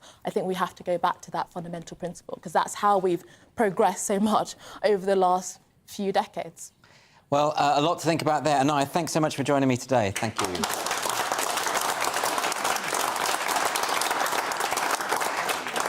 Now, every week we dedicate the next part of the show to the world of social media. And what we normally do is we show some clips that have gone viral during the week, and you'll see why. Now, first up, we've got this video of former American President George W. Bush discussing the situation in, well, where exactly? In contrast, Russian elections are rigged. Political opponents are imprisoned or otherwise eliminated from participating in the electoral process. The result is an absence of checks and balances in Russia and the decision of one man to launch a wholly unjustified and brutal invasion of Iraq. I mean, of Ukraine. Iraq, too. Anyway. 75. Well, I thought he covered it quite well, actually. You know, he acknowledged the mistake and he moved on. And you know, obviously he was quite instrumental in terms of the Iraq war. So, you know, it's in his mind, it's in his head. Yeah, and it sort of shows, I don't know if that was a Freudian slip. He just came out and admitted that it was an unjustified and brutal invasion. Yeah, and then he tries to get out of it by saying he's 75. But my dad's actually older than 75, and he's never been responsible for the deaths of 1.5 million civilians. So, aided and abetted by the Labour Party, I might add. Remember? Oh, getting political. What do you think, Darius? Yeah, I don't know what the opposite of a Freudian slip is. Freudian stand up, Freudian get up. Either way, that was Freudian. That's what happened. It was definitely Freudian. But you know what's amazing is when Trump was in power just a few years ago, the woke people hated Trump so much, he said some bad things, but really, objectively, what did he do? Nothing.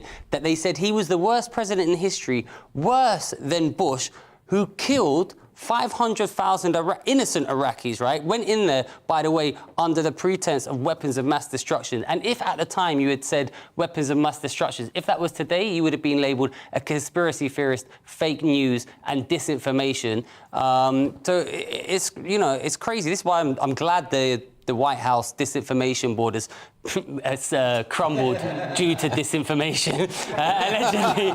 But it's not. So, yeah, no, you could be 75, but that's one day too old in my book, George Bush. Well, look, he is... Look, no, but someone in their 70s... Look, Joe Biden makes mistakes. Yeah, he's a horrible president.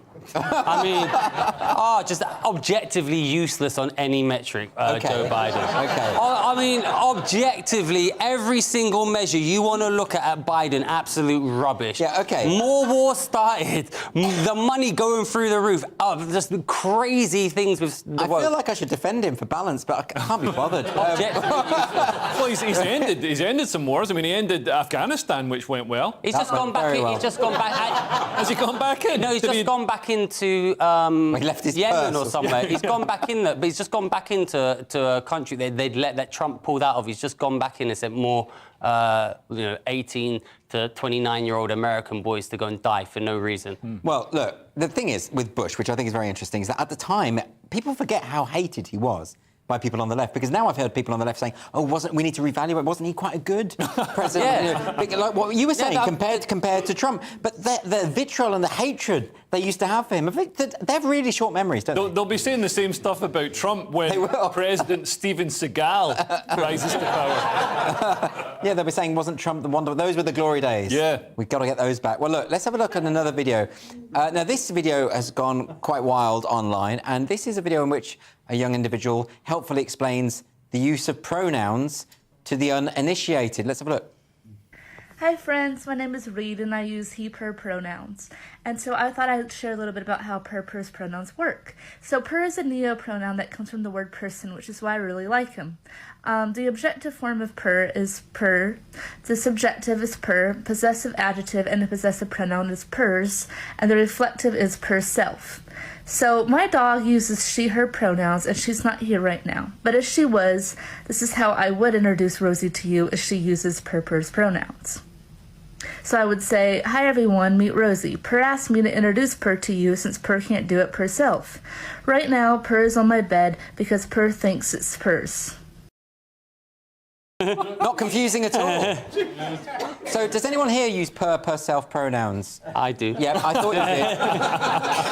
Honestly, what is per like? It doesn't trip off the tongue naturally, does it? No. Because they're made-up words. What do you think about this, Leo? Yeah, I mean, this is nonsense. Like, you're just ugly and unpopular. You know what I mean? That's not just directed at Darius, by the way. But now look, Darius, there are a lot of people who are this is the thing, is that the use of pronouns when people want to present it as the other gender, this makes sense, that's not a problem, but when you're inventing per, je, jis, jim... Cat. Oh, there was cat gender. So someone's... cake gender. Cake gender, we talked about cake gender last week, but there's also a cat gender where their pronouns are meow and meow, I think. Is that not... I mean, but that's going to get confusing, right?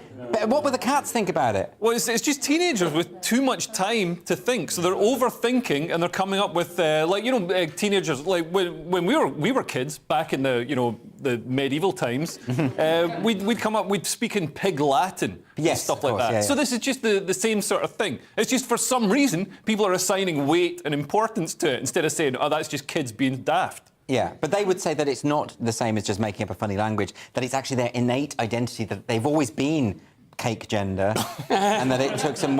Cake gender, by the way, is when you feel that you've got layers. Oh, whatever. Honestly, I'm not making... Anyway. And the woman who talked about it on... The woman, sorry, the I don't know, Bakewell Tart who talked about it, she was saying, or Cake was saying, that Cake knows lots of other cakes, like a whole group of cakes. Yeah. That's quite common in her circles. Yeah. Yeah, but can I ask a question? You can ask a question. How did Per know what gender her cat or dog was? She said, it was at Per... So the cat was... The dog was Per. The dog... No, the dog... Oh, but she referred to the dog... Per referred to the dog... As she. As she. Per misgendered the dog. Per misgendered the dog. I'm deeply offended. So actually, this is a hate crime that we just showed. Don't misgender your dog. Yeah. Don't do it. Or do tongue twisters like Shelley sells she shells by the per poor... Yeah. Not easy, is it, Darius? No. But you attempted it on live TV anyway, and that's why we like you. Is this live? It is live. We don't even have a delay. Wow, you're lucky. Really lucky. Anyway, we're going to have another look at a final video we've got here. So this is it's not a video, it's an image. This is a memorial plaque on a bench overlooking a beach in Aberystwyth, and it's been all over Twitter this week, and you can see this there. I think they've censored out the image there, I hope so. The plaque says, in loving memory of Hugh Davis, used to sit here and shout F off at the seagulls. Inevitably, it has subsequently been removed by council workers. The council described it as unauthorised. But it's a funny plaque, and that's what the guy was remembered for. He was swearing at the seagulls.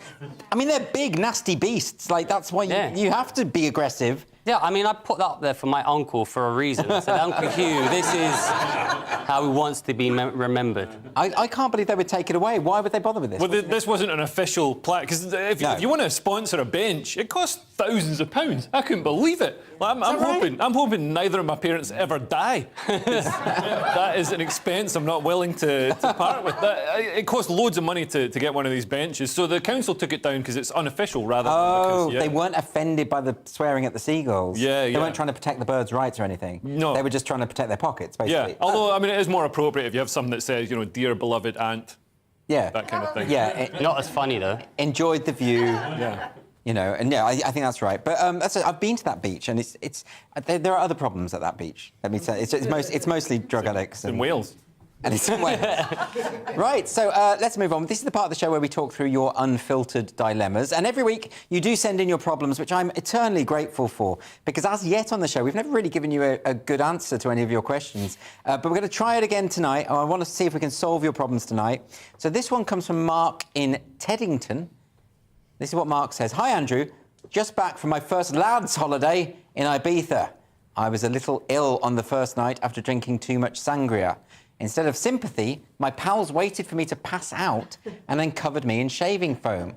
No more lads' holidays or get new mates. Well, I never went on a lads' holiday, so I don't really know. Is that what normally goes on? I should imagine on your holidays you're probably reading poetry. Yeah, that's right. Yeah, that's what we do. And then when you pass out from too much poetry, nobody covers you in shaving cream. They don't. No, that's right.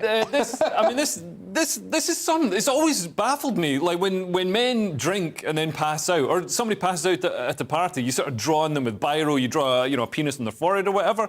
But with alcohol, that seems appropriate. With heroin, Nobody does that. They phone an ambulance. And what is the difference between passing out with alcohol and passing out with... Well, let me ask this. Speaking as a lad, right, is this part of your culture? Is this just what you do? So when someone's asleep, you try and vandalise them in some way? Only in London could I be referred to as a lad. Really? You're not allowed in Scotland? In Scotland, I'm some sort of perfumed milk toast. But here... You strike me as quite laddish. But I mean, my own experience of this when I was at a retreat, a Catholic retreat as a teenager, and there was someone who was shaving half of people's eyebrows off in their sleep. That's a classic. Which meant I never got any sleep because I was just up all night terrified of it. You know, but that, again, is normal laddish behaviour, I believe. That's my understanding of their culture. I mean, I think, you know, if you've been on a lad's holiday, you pass out, and the worst thing that happens to you is you get a bit of shaving foam. It's not that bad, is yeah, it? I mean, count yourself lucky, because, you know, you could pass out in Westminster and end up with an MP licking your nipple, and that would be weird. That would be weird. That's true. Yeah. And the other one that they do, I believe, when people pass out on the beach, is they leave objects over their body to create shapes and patterns in the sunburn.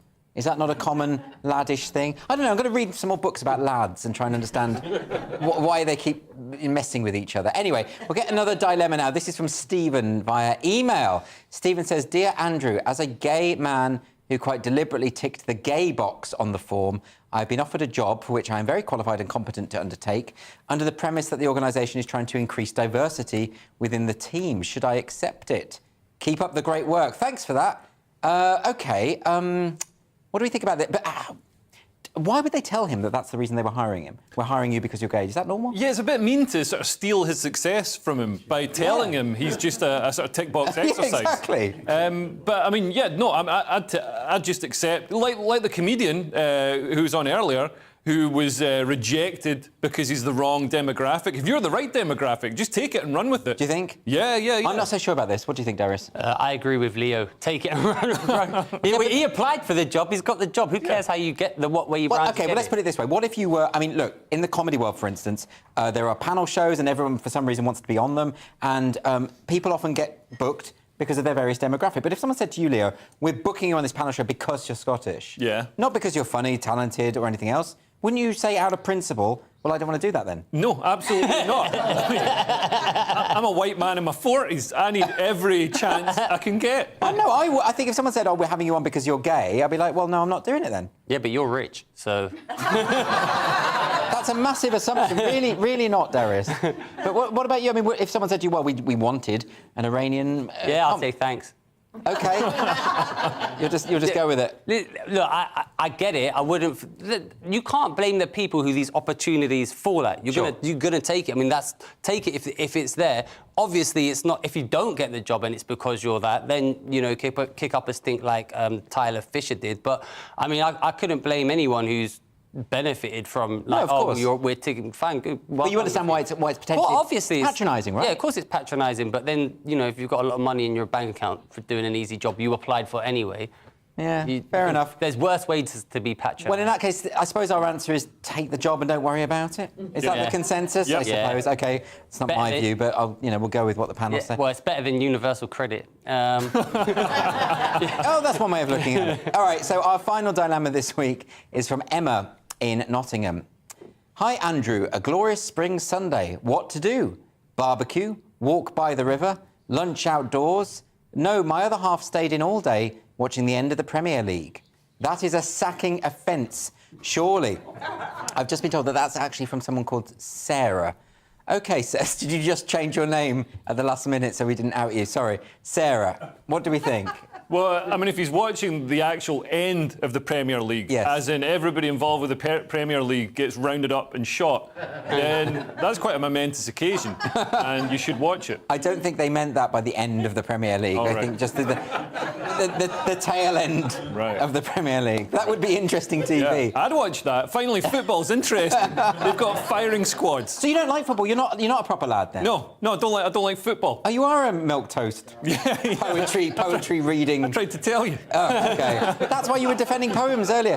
What do you think of this? Do you think that's sackable? As in, I suppose, should she divorce him or...? Today was a momentous day in the Premier League because every single place could be swapped, right? So it's a big day in the parade. Anyways, then, no, obviously it's not a sackable offence. How many times has he been dragged to a farmer's market or something on a Sunday?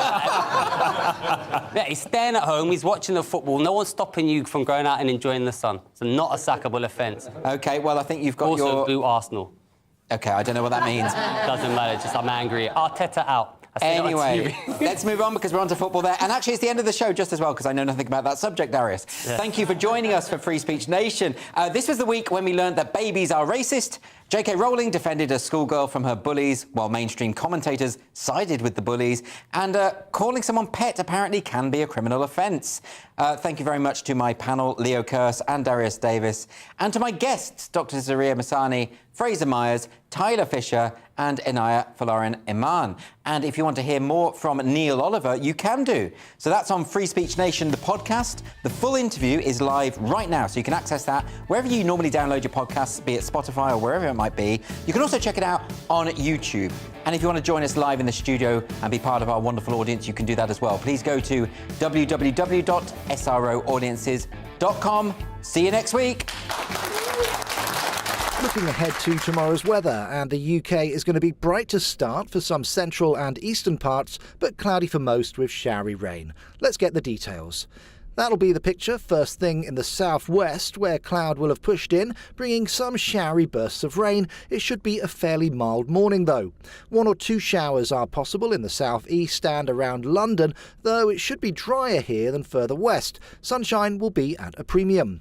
Whilst much of Wales will start fairly cloudy with some showers, we could have some brighter skies in the far east of the country. A largely cloudy picture in the northwest too. Here we can expect further showers to push in, perhaps heavier and more persistent for Cumbria, and sunnier or brighter breaks will be fairly limited. Brighter in the northeast though. Here it should be a dry start for most, though notice a few showers in the west will edge their way in as we go through the morning.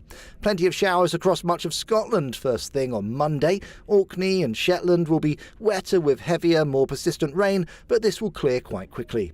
It'll be a largely cloudy start for Northern Ireland. Showers here too, heaviest towards the west, but we are likely to have some showers feeding eastwards through the morning.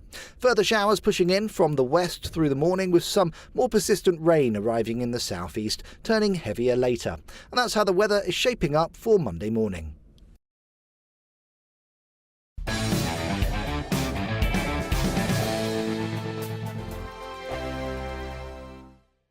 Every morning from 6 o'clock, we'll wake you up with GB News Breakfast with all the stories you didn't know from the night before. So whether it's serious news, entertainment, or your own views from all over our great nation, we're here to kick off your day with a smile. The national media should be reflecting and reporting what's happening here.